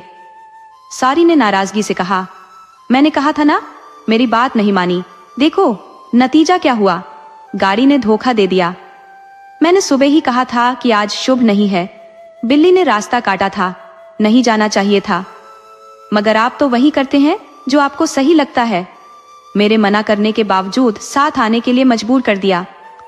अब बताइए, इस हाल में फंसे हैं हम दोनों, अब कैसे जाएंगे, कहाँ जाएंगे? घर लौटना है या डॉक्टर के पास जाना है? आशीष ने तुरंत एक टैक्सी बुलाई और क्लिनिक जाने का प्रस्ताव रखा, परंतु सॉरी के चेहरे पर अभी भी नाराजगी की झलक थी। उसने फिर कहा, देखिए मैं कह रही थी आज जाना शुभ नहीं है, पर आशीष ने उसकी बात को नजरअंदाज किया और क्लिनिक की ओर रवाना होने का निर्णय किया। अब और क्या रह गया है, और क्या अनहोनी होनी बाकी है? अभी थोड़ी ही दूर चले थे कि सरिता की समझ लौटी और वो कुछ अजीब तरह से प्रतिक्रिया देने लगी, मानो उसे कुछ पता ही नहीं था कि वो कहाँ जा रही है। सरिता पूछती है, आशीष हम कहाँ जा रहे हैं? अभी तो हम कोठी के सामने खड़े थे, ये आप मुझे कहाँ ले जा रहे हैं?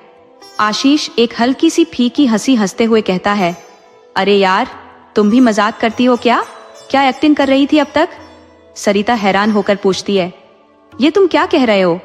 मैं तो सिर्फ पूछ रही थी, हम उस कोठी के सामने थे, अब गाड़ी में वापस कैसे आ गए?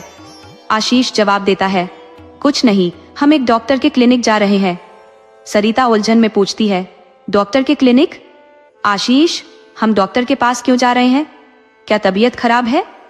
आशीष थोड़ा शांत स्वर में कहता है, हाँ, मेरी तबीयत ठीक नहीं लग रही थी तो अपॉइंटमेंट ले लिया, वहीं जा रहे हैं। गाड़ी टेक सिटी क्लिनिक के सामने जाकर रुकती है। टैक्सी वाला अपना किराया लेकर चला जाता है। वहां एक मासूम सी लड़की, शायद 15-16 साल की, नजर आई। उसकी मासूमियत और खूबसूरती में एक अनोखी सादगी थी जो मुझे भा गई। उसकी मुस्कान, उसका गीत, उसकी सरलता और उसकी भोली बातें मन को लुभा रही थी। मुझे ऐसा लगा कि वो बस बात करती रहे और मैं बस उसकी बातें सुनता रहूं। उसका चेहरा बिल्कुल नन्ही परी की तरह मासूमियत से भरा था। बड़ी बड़ी चमकती आंखें, नाक नाजुक सी, रंग बिल्कुल उज्ज्वल और लहराते लंबे बालों के साथ वो बेहद प्यारी लग रही थी। दुबली पतली सी वह लड़की कुछ ऐसी थी कि उसके साथ बातें करते हुए समय कब पंख लगाकर उड़ गया इसका अंदाजा भी नहीं हुआ। फिर अचानक से विदाई का समय आ गया। उसके पिता बाहर आए और उसे वापस बुलाया। उसका नाम था पारोमिता। उसने इस अंदाज से अलविदा कहा मानो फिर से मिलने का वादा किया हो। शायद उसे भी मुझसे बात करना अच्छा लगा होगा, क्योंकि मैं उससे पहले किसी लड़की से इस तरह खुलकर नहीं मिला था। तब मेरी उम्र 21 बरस थी और वो कोई 15-6 साल की रही होगी। उम्र का सही अंदाजा मुझे नहीं था, क्योंकि हम पहले से एक दूसरे को जानते नहीं थे। लेकिन हमारी मुलाकातें अब लगातार होने लगी। हम दोनों का एक दूसरे से मिलना और बातें करना रोजमर्रा की खासियत बन चुका था। माँ ने भी देख लिया था कि मुझे उससे मिलना पसंद है और उसने भी मेरे साथ समय बिताने का अपनापन महसूस किया था। बड़े भैया की शादी हो चुकी थी और अब माँ मेरे लिए भी किसी उपयुक्त लड़की की तलाश में थी। उन्हें पारोमिता का सादगी भरा स्वभाव पसंद आया।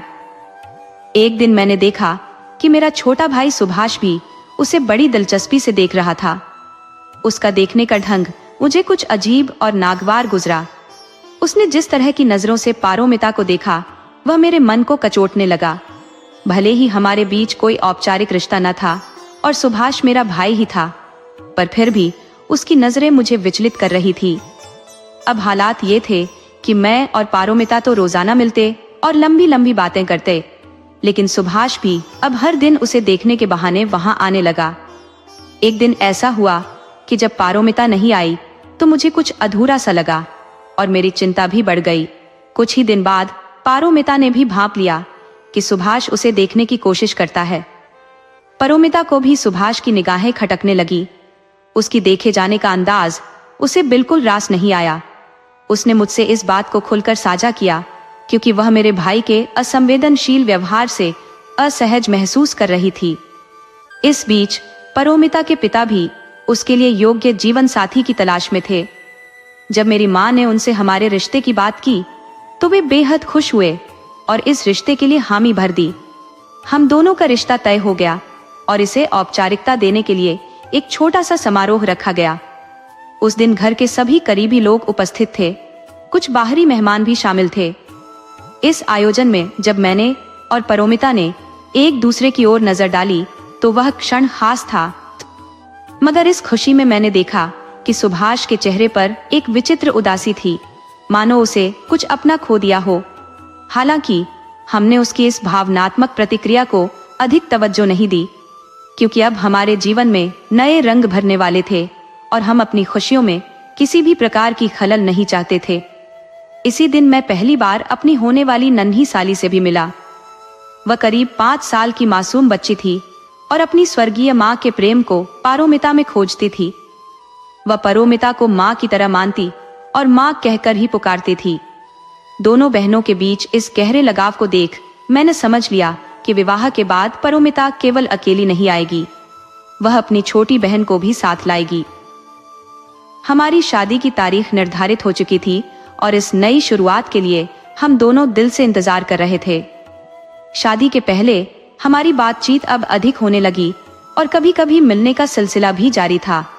अरुण और पारोमिता का रोका हो चुका था और अब दोनों बेसब्री से शादी के दिन का इंतजार कर रहे थे। पंडित जी को घर बुलाकर विवाह का शुभ मुहूर्त निकलवाया गया, जो ठीक 3 महीने बाद का निकला। सबने कहा कि वक्त थोड़ा कम है और कोशिश से सारे काम ठीक समय पर निपट सकते हैं। नवंबर में विवाह की तारीख निश्चित हुई। ये सुनते ही अरुण और पारोमिता की खुशी का ठिकाना नहीं रहा। अब दोनों के दिलों में बस नवंबर का इंतजार था और अपनी तैयारियों में व्यस्त हो गए। पारोमिता ने शादी की शॉपिंग शुरू कर दी और उधर अरुण भी अपनी खरीदारी में मसरूफ हो गया। शादी की तैयारियां धूमधाम से होने लगी।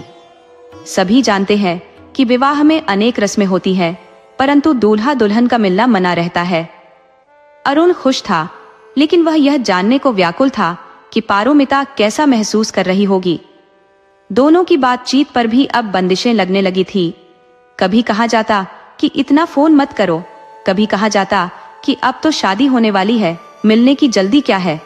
उधर पारोमिता भी उससे बातें करना चाहती थी, पर उसे भी रोका जा रहा था। छोटी साली साहिबा कभी कभी उसे फोन कर बातों में छेड़कर उससे कहती, पापा पापा कहने का वक्त आ गया है। ये सुनकर अरुण को भी अजीब एहसास होता। समय तेजी से बीता और 3 महीने कैसे निकल गए पता ही नहीं चला। अब विवाह की रस्में आरंभ हो चुकी थी। हल्दी, मेहंदी और ना जाने कितनी अन्य रस्में। फिर वह दिन आ गया जिसका इंतजार अरुण और पारोमिता दोनों ने किया था। अरुण के भीतर बेचैनी का सैलाब उमड़ रहा था। आखिरकार 3 महीनों बाद उसे पारोमिता से मिलने का मौका मिल रहा था। वह मंडप पर पहुंचा तो उसके साथ उसके सभी दोस्त भी वहां थे, जो उसे हल्के फुल्के अंदाज में छेड़ने और हंसी मजाक करने लगे। जैसे ही वह मंडप में बैठा, उसकी निगाहें बेसब्री से पारोमिता की एक झलक पाने के लिए इधर उधर ताकने लगी, पर जब उसे दिखी नहीं तो एक मायूसी सी होने लगी। उसने खुद को शांत करने की कोशिश की, परंतु थोड़ी ही देर में फिर से मन हुआ कि एक बार और उसे देखने की कोशिश करूं। इस बार भी मेरी कोशिश नाकाम रही और अब निराशा ने मुझे घेर लिया। मैं जानता था कि वह आएगी, परंतु कितना और इंतजार करना पड़ेगा यह अज्ञात था। शायद मेरी व्याकुलता की सीमा अब पार हो चुकी थी और इस बेताबी ने मुझे बेचैन कर दिया था। थोड़ी ही देर में मेरा एक दोस्त मेरे पास आया और बड़े उत्साह से बोला, भाई, भाभी आ गई हैं। मैंने तुरंत चारों ओर नजरें दौड़ाई और देखा कि वह धीरे धीरे मंडप की ओर बढ़ रही थी। सफेद साड़ी पर लाल बॉर्डर के साथ गोल्डन वर्क, हाथों में खनकती लाल चूड़ियां, मेहंदी से सजे हाथ, पायल की झनकार और पैरों में आलता लगाए वजह से आभामय लग रही थी। सिर पर बारीक मुकुट जैसा कुछ सजा हुआ था और उसने लाल रंग का ब्लाउज पहना हुआ था। उसकी छरहरी काया और गोरा रंग उसे और भी मनमोहक बना रहे थे। शायद आप सोच रहे होंगे कि मैंने अब तक उसके चेहरे का वर्णन क्यों नहीं किया। असल में उसका चेहरा पान के पत्तों से ढका हुआ था और मेरा मन हो रहा था कि उन पत्तों को हटाकर उसके चेहरे की झलक पाऊं। वह पीढ़ी पर बैठी हुई थी और उसके मामा ने दोनों ओर से उसे सहारा दे रखा था। उसे इस तरह देख मुझे लगा कि अच्छा हुआ मैं लड़की नहीं हूं, वरना इस तरह पीढ़ी पर बैठना कितना कठिन होता।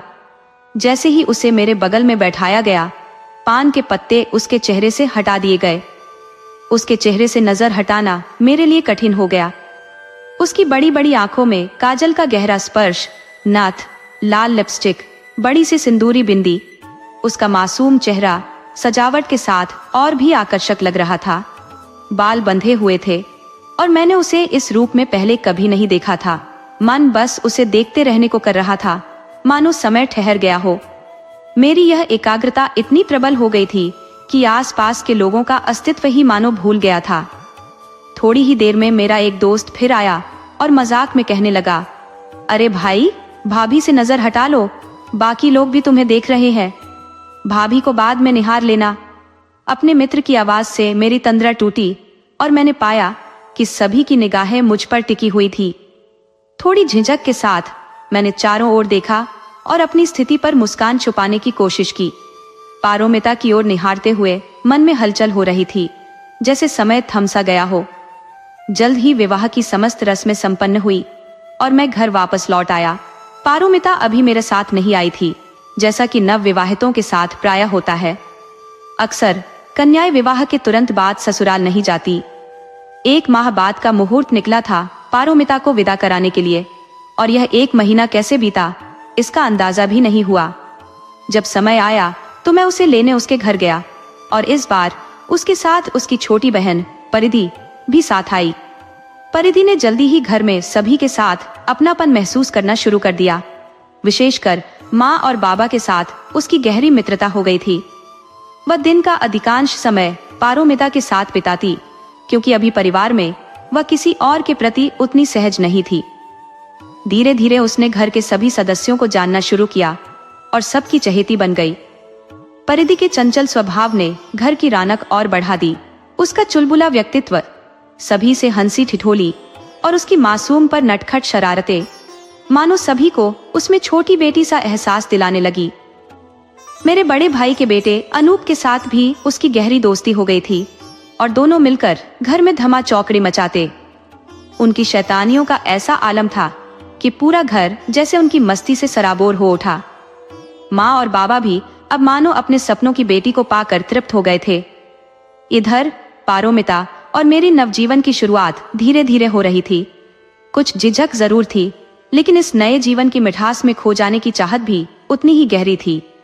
परिधि दिन भर पूरे घर में चहकती रहती, परंतु रात को वह ऐसे आकर पारोमिता के पास सो जाती जैसे किसी छोटे बच्चे को अपनी माँ के पास सुकून मिलता है।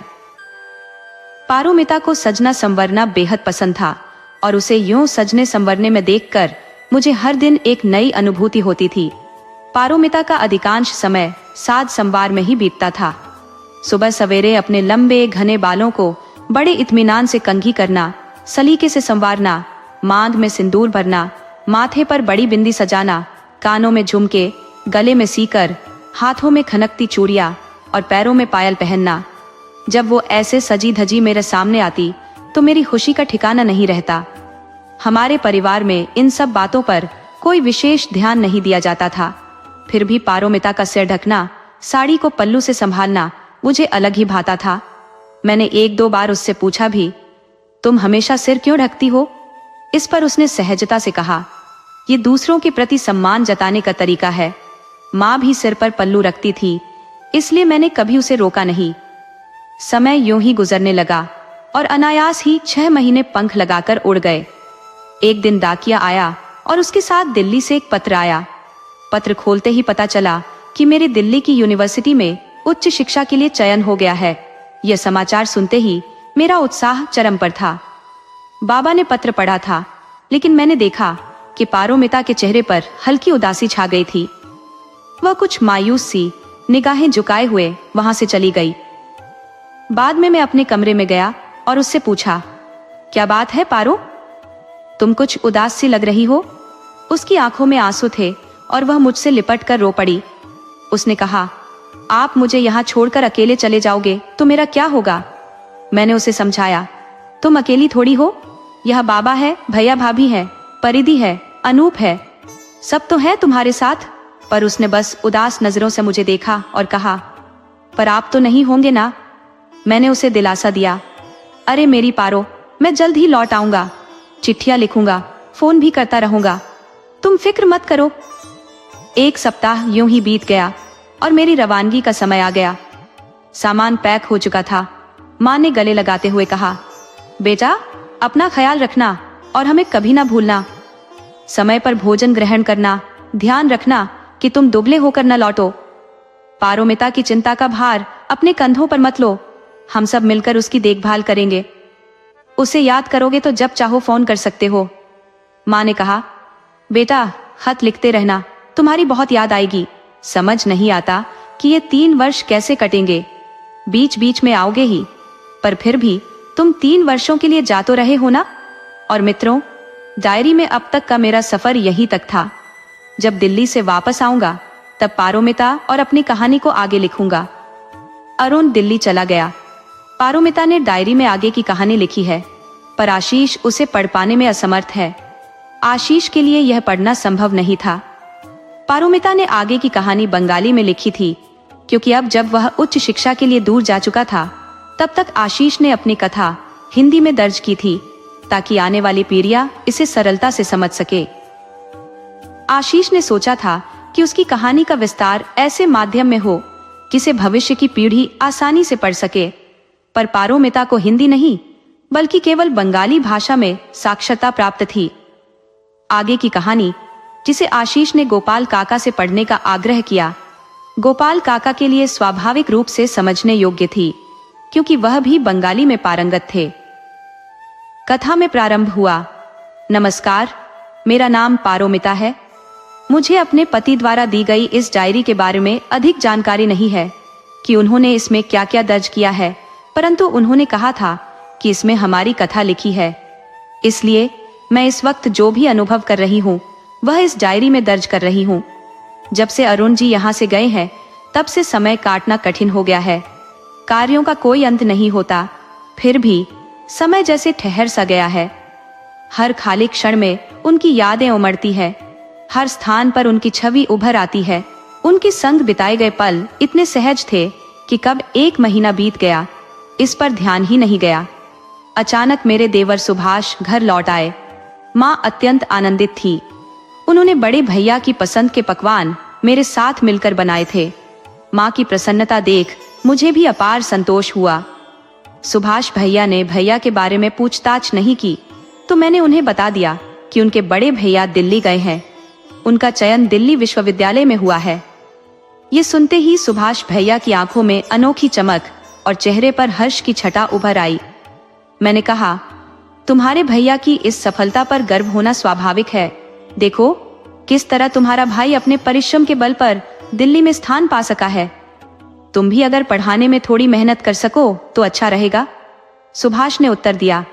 हाँ, ठीक है, जाने वाला तो गया ही है। क्या अब यह जरूरी हो गया है कि सभी बेटे बाहर ही जाएं? माँ ने सुबह से ही उसे समझाना शुरू कर दिया था, लेकिन उसने मानो उनकी बातें सुनी ही नहीं। आखिर माँ के सवालों पर उसने गहरी नजरों से मेरी तरफ देखा और उस एक दृष्टि ने मेरी रूह में कुछ ऐसा कंपन सा भर दिया कि शरीर में अजीब से सिहरन दौड़ गई। उसी भयाक्रांत क्षण में सुभाष भैया ने आवाज लगाई, भाभी रोटी देना। मैं रोटियां लेकर जैसे ही उनके करीब पहुंची, उन्होंने मेरे हाथ को इस प्रकार पकड़ा कि जैसे उसमें अपने वर्चस्व का बोझ डाल रहे हों। मैं झटके से हाथ छुड़ाने का प्रयास करने लगी, पर मन में इस उधेड़बुन में थी कि माँ को सब कुछ बता दूं या नहीं। अंततः धीरे धीरे अपने हाथ को उनके जकड़ से निकाल लिया और भागती हुई अपने कमरे की ओर चली गई। कमरे में पहुंचते ही मैं टूटकर रो पड़ी। मन में बस एक ख्याल आया, अगर अरुण यहाँ होते तो शायद सुभाष भैया ऐसी गुस्ताखी की हिम्मत ही न कर पाते। माँ तो अपने रसोई के काम में मग्न थी। उन्हें तो इस बात का आभास भी नहीं हुआ कि सुबह सुबह सुभाष भैया ने मेरे साथ कैसा व्यवहार किया। अरुण कितना सफल है, कितनी मेहनत करता है, क्या वो पढ़ाई में दिलचस्पी रखता भी है या नहीं? सुभाष माँ के सवालों का जवाब देते रहे, लेकिन उन्होंने माँ को यह महसूस नहीं होने दिया कि उनके व्यवहार में किसी तरह की बनावट है। कुछ दिनों तक यही चलता रहा। फिर एक दिन सुभाष भैया ने पारोमिता के प्रति बेहुदा हरकत करने की हिम्मत जुटाई। एक दिन वे अचानक उसके कमरे में आ पहुंचे, मासूमियत का मुखौटा ओढ़े और नर्म लहजे में पूछने लगे, कैसी हो भाभी? जैसे ही पारोमिता जवाब देने की सोच रही थी, उन्होंने उसका हाथ थाम लिया, पर यह पकड़ किसी आदर का परिचायक नहीं बल्कि एक अनजान भय से भर देने वाली थी। पारोमिता ने संयम से कहा, भैया मेरा हाथ छोड़िए, लेकिन उन्होंने उसकी बातों को अनसुना कर दिया और कसकर उसका हाथ थामे रखा। उसे बेहद असहज महसूस होने लगा। उसने अपना हाथ छुड़ाने का भरसक प्रयास किया, पर सुभाष भैया की पकड़ और मजबूत हो गई। तभी अचानक कमरे के बाहर किसी के आने की आहट हुई। शायद इस आहट को भांपकर सुभाष भैया ने अपने चेहरे पर लज्जा का रंग ओढ़ा और पलटकर कहने लगे, अरे भाभी मेरा हाथ छोड़िए, ये सब आपको शोभा नहीं देता। देवर के साथ ऐसा आचरण ठीक नहीं है। पारोमिता स्तब्ध थी। वह समझ नहीं पा रही थी कि इस बेबुनियाद आरोप का सामना कैसे करे। सुभाष ने उसके सम्मान को चुनौती दी, फिर बोले, अरे भाभी अरुण यहाँ नहीं है तो इसका मतलब ये थोड़े ही कि। उनके शब्दों ने पारोमिता को अंदर तक झकझोर कर रख दिया। सुभाष भैया के मुंह से अपने व्यवहार को लेकर लगाए गए आरोप सुनकर पारोमिता सन्न रह गई। उनके चेहरे पर बदलते हाव भाव देखकर वह भीतर से डर से भर उठी। उसे लगा, माँ अगर यह सब देख लेंगी तो क्या सोचेंगी? उन्हें अपने बेटे की बात पर ही विश्वास होगा। बहू का पक्ष सुनने का विचार उनके मन में शायद आएगा ही नहीं। पारुमिता के मन में ये सब विचार उमड़ रहे थे कि अचानक माँ सामने आ पहुंची। सुभाष भैया ने मौका पाकर पारुमिता को जोर से धक्का दिया और व्यंग्यात्मक स्वर में बोले, भाभी आप ये क्या कर रही हैं? ये सब तो शोभा नहीं देता। धक्के की तीव्रता से पारुमिता करीब 12 मीटर दूर जाकर जमीन पर गिर पड़ी। उसके शरीर में दर्द की लहर दौड़ गई और आंखों में आंसू भर आए। माँ की निगाहें उसकी ओर टेढ़ी हो गई, मानो सुभाष के आरोपों को निर्विवाद सच मान लिया हो। माँ ने तो जैसे यह मान ही लिया कि बहू अकेलेपन से त्रस्त होकर गलत रास्ते पर चल पड़ी है, अरुण की अनुपस्थिति में इस तरह का व्यवहार कर रही है। यह सोच माँ के मन में जैसे घर कर गई। माँ पारुमिता के पास आई और उसकी बाजू को मजबूती से पकड़ते हुए उसकी तरफ घूरने लगी, जैसे उसकी ओर से किसी स्पष्टीकरण की कोई उम्मीद ही नहीं रखती हो। और वह मेरी तरफ क्रोधित दृष्टि से देखते हुए कहने लगी, क्या तुम्हें मेरे बेटे का इंतजार नहीं हो रहा? एक बेटा यहाँ नहीं है तो क्या तुम दूसरे के साथ ऐसा व्यवहार करोगी? तुम्हें बिल्कुल शर्म नहीं आती? तो तुम ही हो उसकी भाभी। पारुमिता ने धीरे से कहा, माँ ऐसा कुछ नहीं है। लेकिन माँ की आंखों में गुस्से की लपटें थी। उसने पारुमिता को तीखी निगाहों से घूरते हुए कहा, तुम तो चुप ही रहो, सब मैंने खुद देखा है। तुम मेरे बेटे का हाथ पकड़े खड़ी थी और बेचारा तुम्हें कह रहा था, भाभी ये सही नहीं है, छोड़ो इसे। तुम क्या कर रही हो? माँ की यह बात सुनकर मैं भीतर ही भीतर स्तब्ध हो गई। मन में असंख्य विचार उमड़ने लगे। अरुण यहाँ नहीं है, बाबा भी नहीं है, और अब ये लोग मुझ पर कोई भी आरोप मढ़ने को तैयार हैं। सुभाष भैया तो हमेशा से मौके की ताक में थे। अब उन्हें मुझ पर आरोप लगाने का एक और अवसर मिल गया था। उस दिन के बाद फिर एक बार भैया ने अपनी वही हरकत दोहराई। उन्होंने मेरा हाथ जबरन पकड़ा और मुझे अपनी ओर खींचने लगे। लेकिन उस दिन मैंने ठान लिया था कि इस बार उन्हें हर हाल में रोकना है। अगर आज हार मान ली तो हमेशा के लिए हार मान जाऊंगी। मैंने खुद को संजीदगी से तैयार किया और भैया को जोर से धक्का दिया। उन्हें थोड़ा हैरानगी हुई कि मैं कैसे इतनी ताकत से उन्हें धक्का दे सकती हूँ, पर उनकी लालसा अब भी बुझी नहीं थी। उन्होंने फिर से मुझे पकड़ने की कोशिश की, लेकिन उन्हें दोबारा नाकामी हाथ लगी। अपनी हार से वे क्रोधित हो गए और अगले मौके पर वे पूरी तैयारी के साथ आए। इस बार उनकी मंशा स्पष्ट थी, जो चाहते हैं उसे हासिल किए बिना नहीं जाएंगे। कमरे में घुसते ही उन्होंने दरवाजा बंद कर लिया और सीधे मुझ पर टूट पड़े। मुझे धक्का देकर बिस्तर पर गिरा दिया और मेरे दोनों हाथों को कसकर पकड़ लिया। मगर मैंने भी कसम खा ली थी कि उनकी यह घिनौनी चाहत कभी पूरी नहीं होने दूंगी। मैंने अपने पैर से जोर का प्रहार किया, उन्हें धक्का दिया और किसी तरह खुद को बचाया। भैया अब और भड़क गए थे। वे तेजी से फिर मेरी ओर लपके, लेकिन मैंने अपनी पूरी ताकत से उन्हें थप्पड़ मारा। तभी दरवाजे पर माँ की दस्तक सुनाई दी। सुभाष भैया घबराकर भागे और दरवाजा खोल दिया, लेकिन जाने से पहले उन्होंने अपने कपड़े अस्त व्यस्त कर लिए ताकि वे सारा इल्जाम मुझ पर मढ़ सके। दरवाजा खुलते ही माँ को देखकर भैया ने तुरंत मुझे दोषी ठहरा दिया, आरोप लगाते हुए कहा कि मैं ही उनके साथ अनुचित व्यवहार कर रही थी। माँ ने भैया की बात पर भरोसा कर लिया और मुझ पर शक की दृष्टि से देखने लगी। गुस्से से माँ मेरे पास आई और सुभाष भैया को घूरते हुए एक जोरदार थप्पड़ रसीद कर दिया। सुभाष भैया आक्रोश से माँ को देखने लगे और बोले, मुझे क्यों मार रही हो? बदसलूकी तो तुम्हारी बहू ने की है, उसका चाल चलन ही बिगड़ा हुआ है।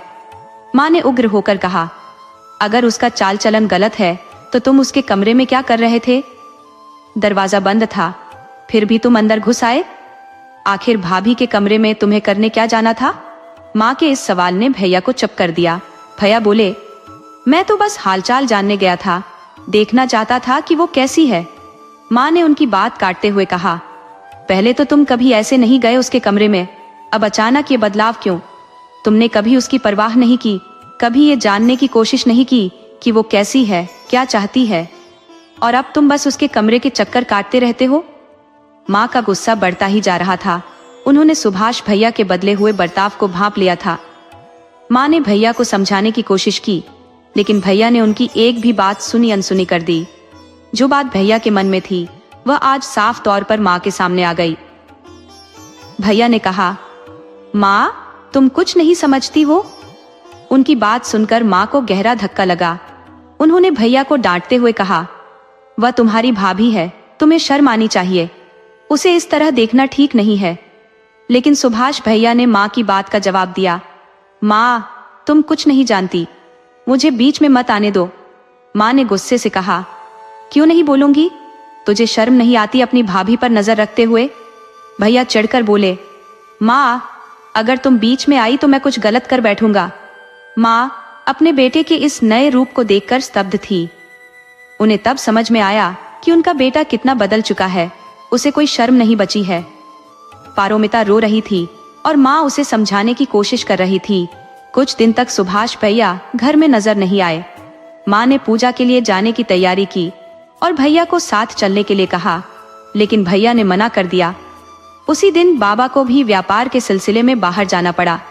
उन्हें यह चिंता सता रही थी कि वह कैसे इसे बताएंगे और पूजा में शामिल होने से बचने का भी प्रयास कर रहे थे। ये सब आकर उन्होंने मुझे बताया। अब घर में सिर्फ मैं और परिधि रह गए थे। मैंने परिधि को खाना खिलाकर सुला दिया था और इस बात का ध्यान ही नहीं रहा कि भैया अभी भी घर पर है। अचानक ही घर लौट आई। माँ के जाने के बाद मुझे एक अजीब सा डर घेरने लगा। मन में बेचैनी बढ़ती गई। तमाम सवाल मेरे दिमाग में घूमने लगे। अब क्या होगा? माँ यहाँ नहीं है, काश वह होती। मैं भीतर से बुरी तरह कांप रही थी, अपने डर से जूझती हुई। परिधि के पास जाकर मैं लेट गई, लेकिन मन बिल्कुल शांत नहीं हो पा रहा था। अचानक मुझे किसी के आने की आहट सुनाई दी। मेरे दिल की धड़कनें बेतहाशा तेज हो गई और डर के मारे मेरा पूरा शरीर थरथराने लगा।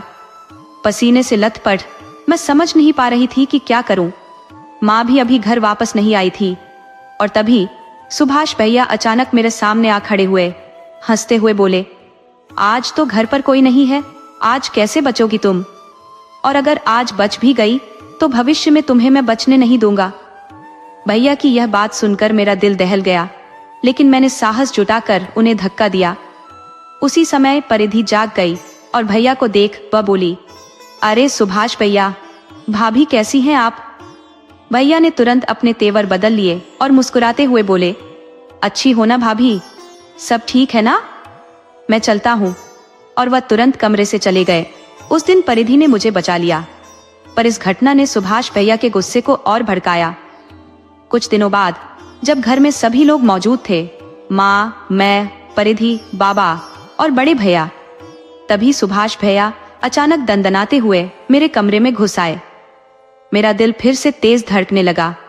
माँ भी दौड़ती हुई आई और उनके चेहरे पर भी घबराहट साफ दिख रही थी। लेकिन इस बार भैया अकेले नहीं थे, उनके साथ बहुत से लोग भी थे। वे सभी को देखकर स्तब्ध रह गए। मुझे यह सोचकर बेहद अजीब लगा कि सुभाष भैया इतने सारे लोगों को क्यों लेकर आए हैं। तभी उस भीड़ में से एक आदमी सामने आकर बोला, ये कह रही है कि तुम डायन हो। इस बात ने जैसे मेरे चेहरे से सारी रौनक छीन ली। मैं पूरी तरह से अवाक रह गई। ये कैसी बातें कर रहे हैं? मैंने घबराकर कहा, आप एक लड़की को डायन कह रही हैं? आपको तनिक भी शर्म नहीं आ रही? मैं डायन नहीं हूँ, आप मुझ पर झूठे इल्जाम क्यों लगा रहे हैं? सुभाष भैया ने ठंडे स्वर में कहा, इसके कमरे की तलाशी लो, तब सब सच सामने आ जाएगा कि यह डायन है या नहीं। उन्होंने पूरे विश्वास से कहा, मैं सही कह रहा हूँ, ये सचमुच डायन है। ये हम सभी पर अपने तंत्र मंत्र से जादू कर रही है। उनकी बात सुनकर मेरा चेहरा भय से सफेद हो गया। पूरी भीड़ मेरे कमरे में घुस पड़ी और सुभाष भैया ने जादू टोने की चीजें, जिन्हें उन्होंने पहले से छिपा रखा था, खुद ही ढूंढ कर निकाल दी। बिस्तर के नीचे से काले जादू की गुड़िया, नींबू और सिंदूर जैसी वस्तुएं निकालकर उन्होंने मुझे डायन साबित कर दिया। अब भीड़ के हर सदस्य ने मुझे डायन कहकर पुकारना शुरू कर दिया। यह सब मेरी आंखों के सामने हो रहा था और मेरा दिमाग बिल्कुल सुन्न हो गया। मैं समझ नहीं पा रही थी कि क्या कहूँ, कैसे साबित करूं कि ये सारे आरोप झूठे हैं। मैं डायन नहीं हूँ। जैसे ही मैं कुछ सोचने की कोशिश कर रही थी, तभी दो लोग आगे बढ़े और उन्होंने मुझे पकड़कर खींच लिया। उनमें से एक ने मेरे बालों को जकड़ लिया और मुझे जमीन पर घसीटने लगे। कुछ ही देर में परिधि भागते हुए मेरे पास आई, आंसुओं में डूबी। वह चिल्ला रही थी, मेरी माँ को छोड़ दो, मेरी माँ को चोट मत पहुंचाओ। लेकिन वहां खड़े लोगों के दिलों में जरा भी दया नहीं थी। उन्होंने मेरे ऊपर पत्थरों की बौछार कर दी और तब तक मारते रहे जब तक वे थक नहीं गए। जब भीड़ अंततः चली गई तब जाकर मुझे कुछ राहत मिली। उस एक क्षण में मैंने अपनी दर्द भरी कहानी इस डायरी में दर्ज कर दी। इसके आगे की बातें आप लोगों को बताना मेरे लिए संभव नहीं है, क्योंकि अगर मैं और कुछ कहूंगी तो सच उजागर हो जाएगा, जिसे मैंने अरुण की माँ और कई बार परोमिता को भी डायरी में दर्ज करते देखा है। उस दिन अरुण की माँ ने डायरी में जो लिखा था उसे साफ झलकता है कि उस रात परोमिता पूरी तरह से टूटकर सो गई थी। मैं चाहती थी कि उस दिन उसे डायन साबित होने से रोक दूं, पर मैं कुछ भी नहीं कर सकी। जब मेरे बेटे सुभाषिनी ने मुझे घूरकर देखा तो मेरे अंदर खौफ भर गया। उसने स्पष्ट कहा था, तुम चुप रहो, वरना मैं कुछ भी कर सकता हूँ। मुझे अपने लिए डर नहीं था, पर मैं अपने बेटे और उसके साथियों के लिए चिंतित थी। अगली सुबह भीड़ फिर से घर में उमड़ी। वे परोमिता को बालों से घसीटते हुए बाहर ले गए। उसे दूर तक खींचकर ले जाया गया और एक पेड़ से बांध दिया। वह पहले ही अधमरी हो चुकी थी और परिधि उसे देखकर बुरी तरह से रो रही थी। उसका हाल बेहाल हो गया था। वह निरीह, निसहाय, बिना खाए पिए बेहोशी की हालत में थी जब परोमिता को घसीटा जा रहा था और परिधि को अब तक होश नहीं आया था। अपनी माँ की ऐसी हालत देखकर वह पूरी तरह से बेहोश हो गई थी। मैंने परिधि को उसकी माँ से मिले बिना ही जाने दिया, उसे जगाया नहीं। जब उसकी आंखें खुली तो उसने मासूमियत से पूछा, काकी, मेरी माँ कहाँ है? उसकी इस प्रश्न से मेरे आंसू बहने लगे। मैं उसे कैसे बताती कि उसकी माँ को लोग यहाँ से घसीट कर ले गए हैं और उसे पेड़ से बांध दिया है। उसे डायन करार दिया गया और उस मासूम बच्ची को डायन का अर्थ तक नहीं पता था।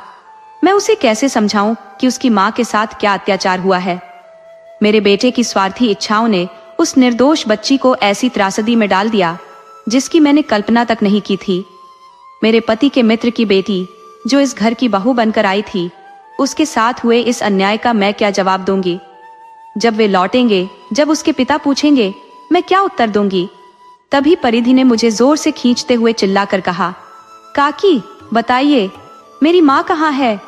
मैंने उसे बड़ी मुश्किल से शांत करते हुए समझाया, तुम्हारी माँ को कहीं ले जाया गया है। परिधि ने साथ चलने की जिद की और मैं उसे उसी जगह लेकर गई जहां परोमिता को बांधा गया था। वहां पहुंचते ही परिधि अपनी माँ से लिपटकर जोर जोर से रोने लगी। उसकी उस करुण चीत्कार ने मेरा दिल छलनी कर दिया। वह अपनी माँ को पुकार रही थी, पर उसे नहीं पता था कि जिस दीदी को वह माँ कहकर पुकार रही है वह कभी वापस नहीं आएगी। मैं मजबूर थी, असहाय थी और उसकी उस करुण अवस्था में मैं कुछ भी करने में अक्षम थी। परिधि पारोमिता की स्थिति देखकर व्यथित हो उठी और गहरे स्वर में बोली, माँ, कुछ तो कहो, तुम्हें यहाँ कौन लाया? इस हाल में क्यों है तुम? माँ, बोलो ना। पारोमिता शब्दों को निकालने का भरसक प्रयास करती रही, परंतु उसके होठों पर शब्द ठहर नहीं रहे थे। उसका शरीर अत्यधिक दुर्बल हो चुका था, गला सूख चुका था, आंखों के नीचे गहरे काले घेरे उभर आए थे, चेहरे पर गहन मुरझाहट छा गई थी, जैसे उसमें कोई जीवंतता शेष ही न हो। रात भर उसे उसी प्रकार बंधे रखा गया था। उसे भोजन का एक कण तक नसीब नहीं हुआ था। उसके शरीर पर पत्थरों की चोटें थी और उसे खींचकर यहाँ लाया गया था। उस पर 10 लाख की जो लागत आई थी वह उसके जीवन की हर क्षण की वेदना को दर्शाती थी। मेरा मन अंदर ही अंदर टूट रहा था। उसकी सहायता करने की चाह मुझ में हिलोरे ले रही थी, परंतु मैं असहाय थी। मुझे खुद के खाने पीने का भी मन नहीं हो रहा था, न ही मेरी आंखों में नींद का नामो निशान था। मेरा मन बेचैनी के असीम सागर में डूबा हुआ था। पारोमिता की बहू को इस अवस्था में देखकर, जिस पर उसका कोई अपराध न था, मैं स्तब्ध रह गई। निर्दोष होकर भी वह इतनी पीड़ा झेल रही थी। फिर भी मैं चाहकर भी अपने ही बेटे के विरुद्ध खड़ी नहीं हो पा रही थी। मैं उस मासूम लड़की को उसकी गलती की सजा देने की स्थिति में नहीं थी। पारोमिता की इस त्रुटि की सजा भुगत रहा था कोई निर्दोष, कोई मासूम। परिधि बार बार मेरे पास आती, मुझसे गुहार लगाती कि चलो पारोमिता से मिल आते हैं। पर स्वयं परिधि भी अब ना खा रही थी, न चैन से सो रही थी। उसकी हालत भी धीरे धीरे क्षीण होने लगी थी। एक छोटा बच्चा भला कितनी देर तक भूख सह सकता है? उसके लिए यह बेहद मुश्किल था। उसे न तो वह बहन का साथ मिल रहा था जिसे वह मां मानती थी, और न ही उसका वह स्नेह जो उसे सहारा देता था।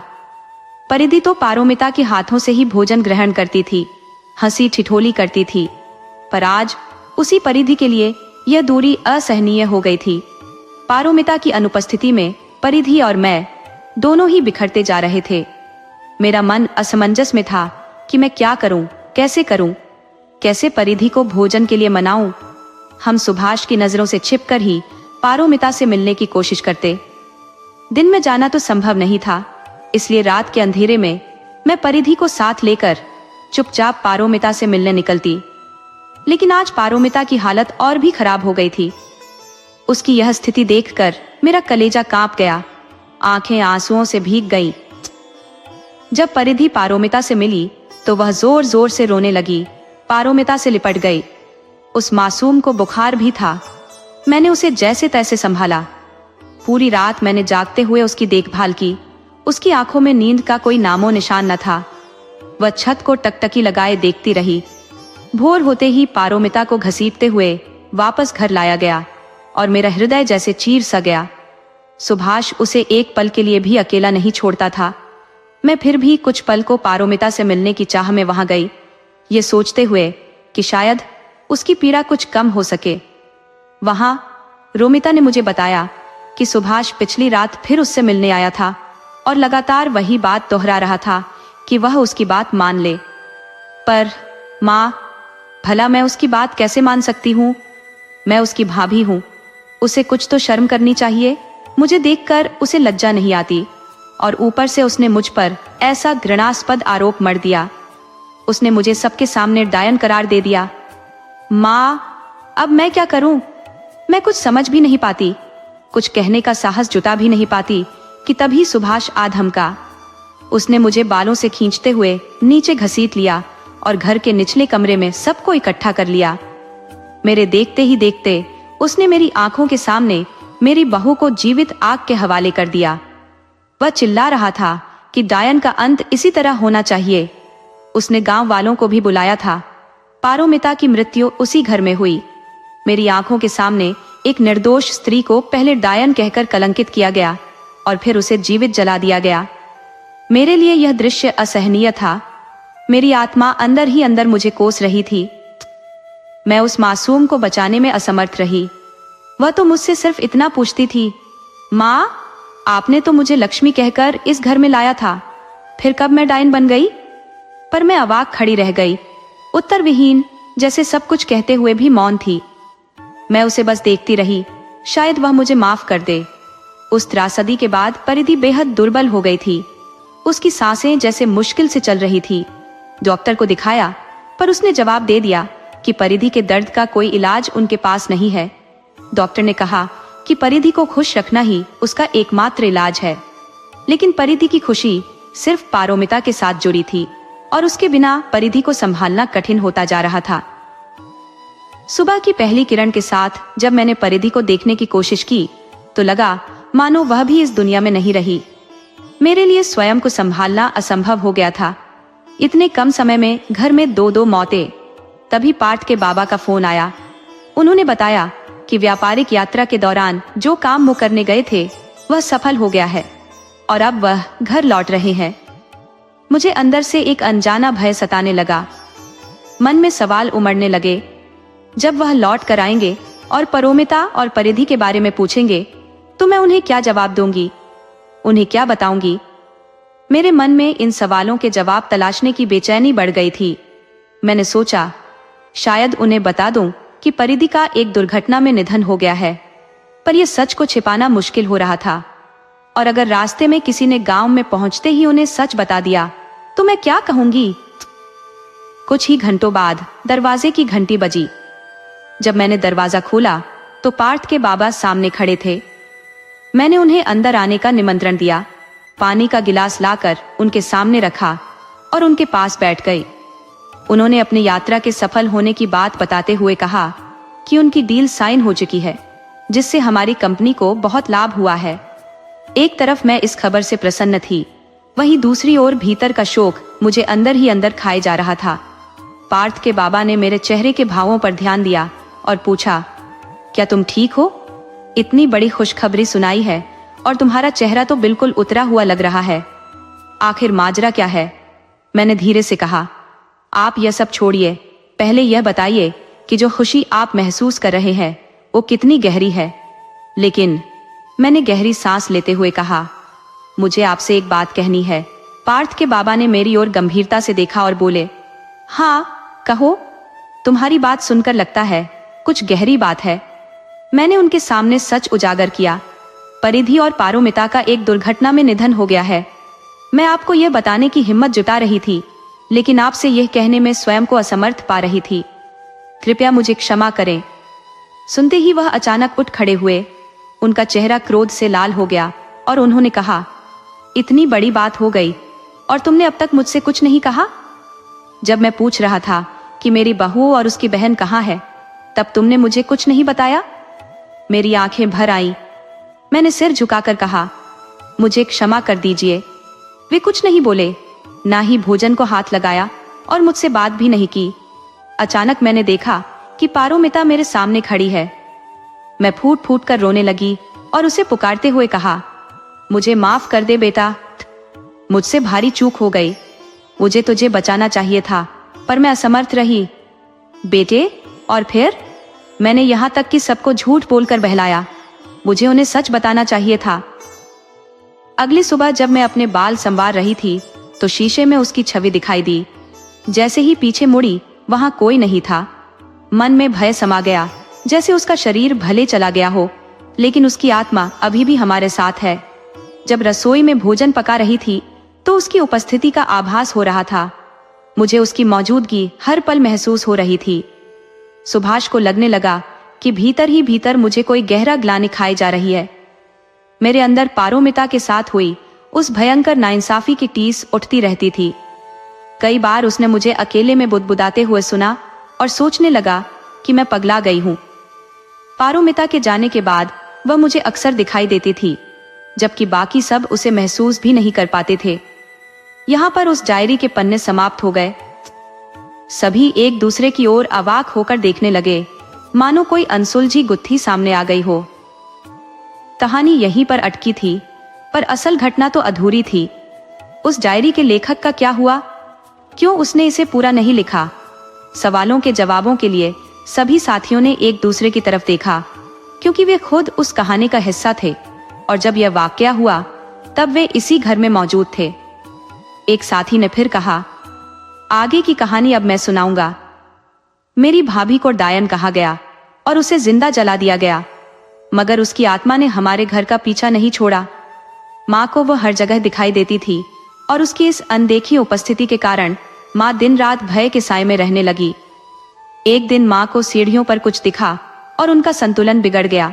वह सीढ़ियों से फिसलकर नीचे गिरी और इसी हादसे में उनकी मृत्यु हो गई। इतने में एक सॉरी वहां पहुंची और कहने लगी कि जो बात सबको बताई जा रही है वह असत्य है। उसने कहा, मैं सच्चाई जानती हूँ। मुझे ज्ञात है कि मेरे साथ और माँ के साथ वास्तव में क्या हुआ था। मैं इस कहानी के उन पहलुओं को उजागर करूंगी जिन्हें इस डायरी में नहीं लिखा गया, क्योंकि माँ की मृत्यु के बाद वह कुछ भी नहीं लिख सकी। पारोमिता की मृत्यु के बाद से ही इस घर पर मानो एक गहरी उदासी का साया मंडरा गया था। उसकी असमय मौत ने सभी को भीतर से झकझोर कर रख दिया। परिधि की मौत के बाद माइंस आत्मग्लानि में डूबी रही कि वह पारोमिता की रक्षा नहीं कर सकी। पारोमिता अब इस दुनिया में नहीं थी, पर उसकी उपस्थिति को मानो हर ओर महसूस किया जा सकता था। माइंस चाहती थी कि पारोमिता हर जगह दिखाई दे, ताकि वह अपनी आत्मग्लानि को स्वीकार कर सके और अपने कृत्यों का पश्चाताप कर सके। इस घटनाक्रम के बाद भय के कारण सुभाष उस स्थान को छोड़कर भाग गए। उन्हें यह भय सताने लगा कि कहीं उनके कृत्य की सजा उन्हें भी न भुगतनी पड़े। इसीलिए उन्होंने वहां से दूर जाकर अपनी जान की हिफाजत करने का सोचा। पारोमिता की याद में अरुण बहुत दुखी रहने लगे। उनकी यह पीड़ा इतनी बढ़ गई कि उन्होंने आत्महत्या कर ली। बाबा भी यह जगह छोड़कर कहीं और चले गए। बड़े भैया और भाभी भी साथियों को साथ ले जाना चाहते थे, मगर सत्य की विदाई से पहले ही उन सभी ने मुझे इस घर में बांधने का उपाय किया। उन्होंने एक बाबा को बुलवाकर मुझे इसी घर की चारदीवारी में कैद कर दिया। मैं घर से बाहर नहीं जा सकती थी और इस बंदिश के चलते मैंने शक्ति योगी को भी इस घर के अंदर बंद कर दिया। उसने मुझे गलत समझा और इसी घर में कैद करके रखा।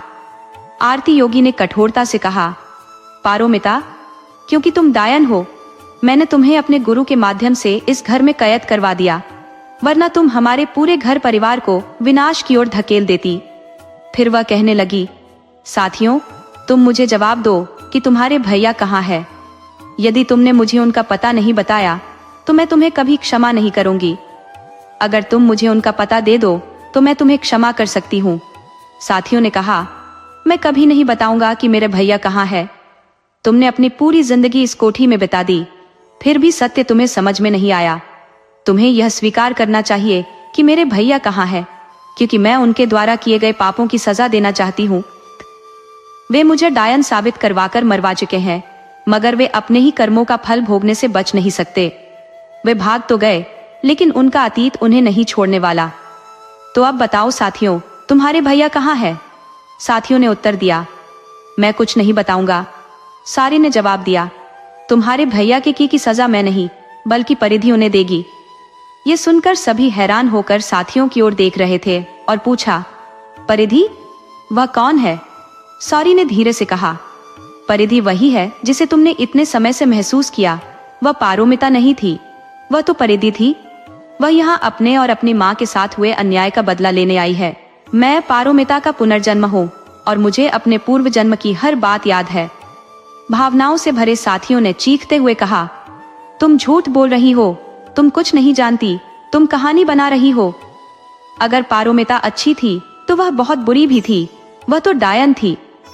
जैसे ही साथियों यह बोलते हैं, कमरे में एक सफेद रोशनी फैल जाती है और उसमें से एक छोटी बच्ची प्रकट होती है। वह बच्ची बोलती है, काका, मैं भी वहां थी जब यह सब हुआ। मैं झूठ नहीं बोल रही हूँ, मैं परिधि हूँ। काका हतप्रभ होकर बोले, तुम बच्ची हो परिधि, तुम कुछ नहीं जानती। तुम्हारी माँ बहुत चालाक थी, वह मेरे घर को हासिल करना चाहती थी। इसी के चलते उसने इतना कुछ किया और भैया के साथ भी बुरा किया। देखो, मेरी माँ भी अब नहीं है, भैया भी भाग गए और अंततः तुम्हारी माँ ने मुझे इस घर में कैद कर दिया। अचानक कमरे में एक तेज रोशनी फैली और उस रोशनी में साथियों की माँ की आत्मा प्रकट हुई। वह धीमे स्वर में बोली, तुम मुझे नकार सकते हो, लेकिन परिधि सच्चाई बोल रही है। पारोमिता डायन नहीं थी, ये तुम्हारे भैया सुभाष थे, जिन्होंने उसे डायन घोषित करवाने का षड्यंत्र रचा था। सुभाष की नजरें तुम्हारी भाभी पर थी और जब वह उसे पाने में असमर्थ रहे तो उन्होंने प्रतिशोध में ऐसा कदम उठाया। उसने परिधि की ओर माफी मांगते हुए कहा, बेटी, मुझे क्षमा कर दो, मैं तुम्हें बचाने में असमर्थ रही, तुम्हारे पक्ष में खड़ी नहीं हो सकी। यह अपराध बोध मुझे घेरता रहता है। मैं तुम्हारी अपराधी हूँ और मुझे इस दोष की सजा भी मिली है। अब मुझे क्षमा कर दो। ये सुनकर वहां खड़े सभी स्तब्ध रह गए। साथियों ने अचरज से पूछा, ये कैसे संभव है? यहाँ तो सिर्फ पारोमिता की आत्मा होनी चाहिए थी। हमने तो पारोमिता की आत्मा को बांध रखा था, फिर परिधि और आप यहाँ कैसे हैं? माँ ने उत्तर दिया, हाँ बेटा, तुम सही कह रहे हो। तुम्हारे गुरु ने जब तंत्र क्रिया की तब उन्होंने पारोमिता को बांधना चाहा, पर उससे पहले ही उसकी आत्मा मुक्त हो चुकी थी। उसके स्थान पर मेरी और परिधि की आत्माएं यहाँ कैद होकर रह गईं और हम घर में बांध दी गई। इतने वर्षों से हम मुक्ति के लिए भटक रहे हैं, लेकिन अब यह बंधन असहनीय हो चला है। सभी लोगों ने उन आत्माओं को मुक्ति दिलाने की बात सोची। फिर दोनों आत्माओं से पूछा गया, क्या आप मुक्ति चाहती हैं? माँ की आत्मा ने सहमति में सिर हिलाते हुए कहा, हाँ, हम यहाँ अब और नहीं रहना चाहते। हमें इस दर्द से मुक्त कर दीजिए। हम कई वर्षों से भटक रहे हैं, हमें मुक्ति चाहिए। लेकिन एक बात याद रहे, सुभाष ने जो किया उसकी कीमत उसे चुकानी होगी। उसकी क्रूरता ने 3 मासूम जिंदगियों को तबाह कर दिया। उसे यह एहसास होना चाहिए कि उसके कर्म कितने घिनौने थे अपने भाई का ठिकाना बता दो ताकि उन्हें यहाँ लाया जा सके और अपनी भूल का भान कराकर माफी मांगने का अवसर दिया जा सके। इस पर साथ में बैठे लोगों में से किसी ने कहा, माँ, भैया तो नेपाल चले गए हैं। वहां के एक छोटे से गांव बुद्धिगंगा में जाकर रहने लगे हैं। उन्होंने कई बार जानने की कोशिश की कि यहाँ क्या हो रहा है, पर कभी मिलने नहीं आए। अब आपकी बातों से मुझे भी सही लगने लगा है। भैया अक्सर कहते थे कि भाभी ऐसी है, और अब तो उनके निधन के बाद भी भाभी का साया उनका पीछा नहीं छोड़ रहा, इसलिए वह यहाँ नहीं आना चाहते। अब मुझे समझ में आया कि भैया क्यों नहीं आना चाहते हैं। भैया को लगता है कि उनके की पाप का प्रतिकार अब भाभी करेंगी और इसी डर से वह यहाँ से दूर रहना चाहते हैं। फिर सब लोग नेपाल की ओर चल पड़े ताकि सुभाष को वापस ला सके। सुबह के समय जब वे लोग सुभाष के घर पहुंचे तो पता चला कि सुभाष को पैरालिसिस हो गया है और अब वह केवल बिस्तर पर ही आराम कर सकते हैं। जब सभी लोग सुबह एकत्र हुए और सुभाष को सारा घटनाक्रम बताया गया तो उसकी आंखों में आंसू उमड़ आए।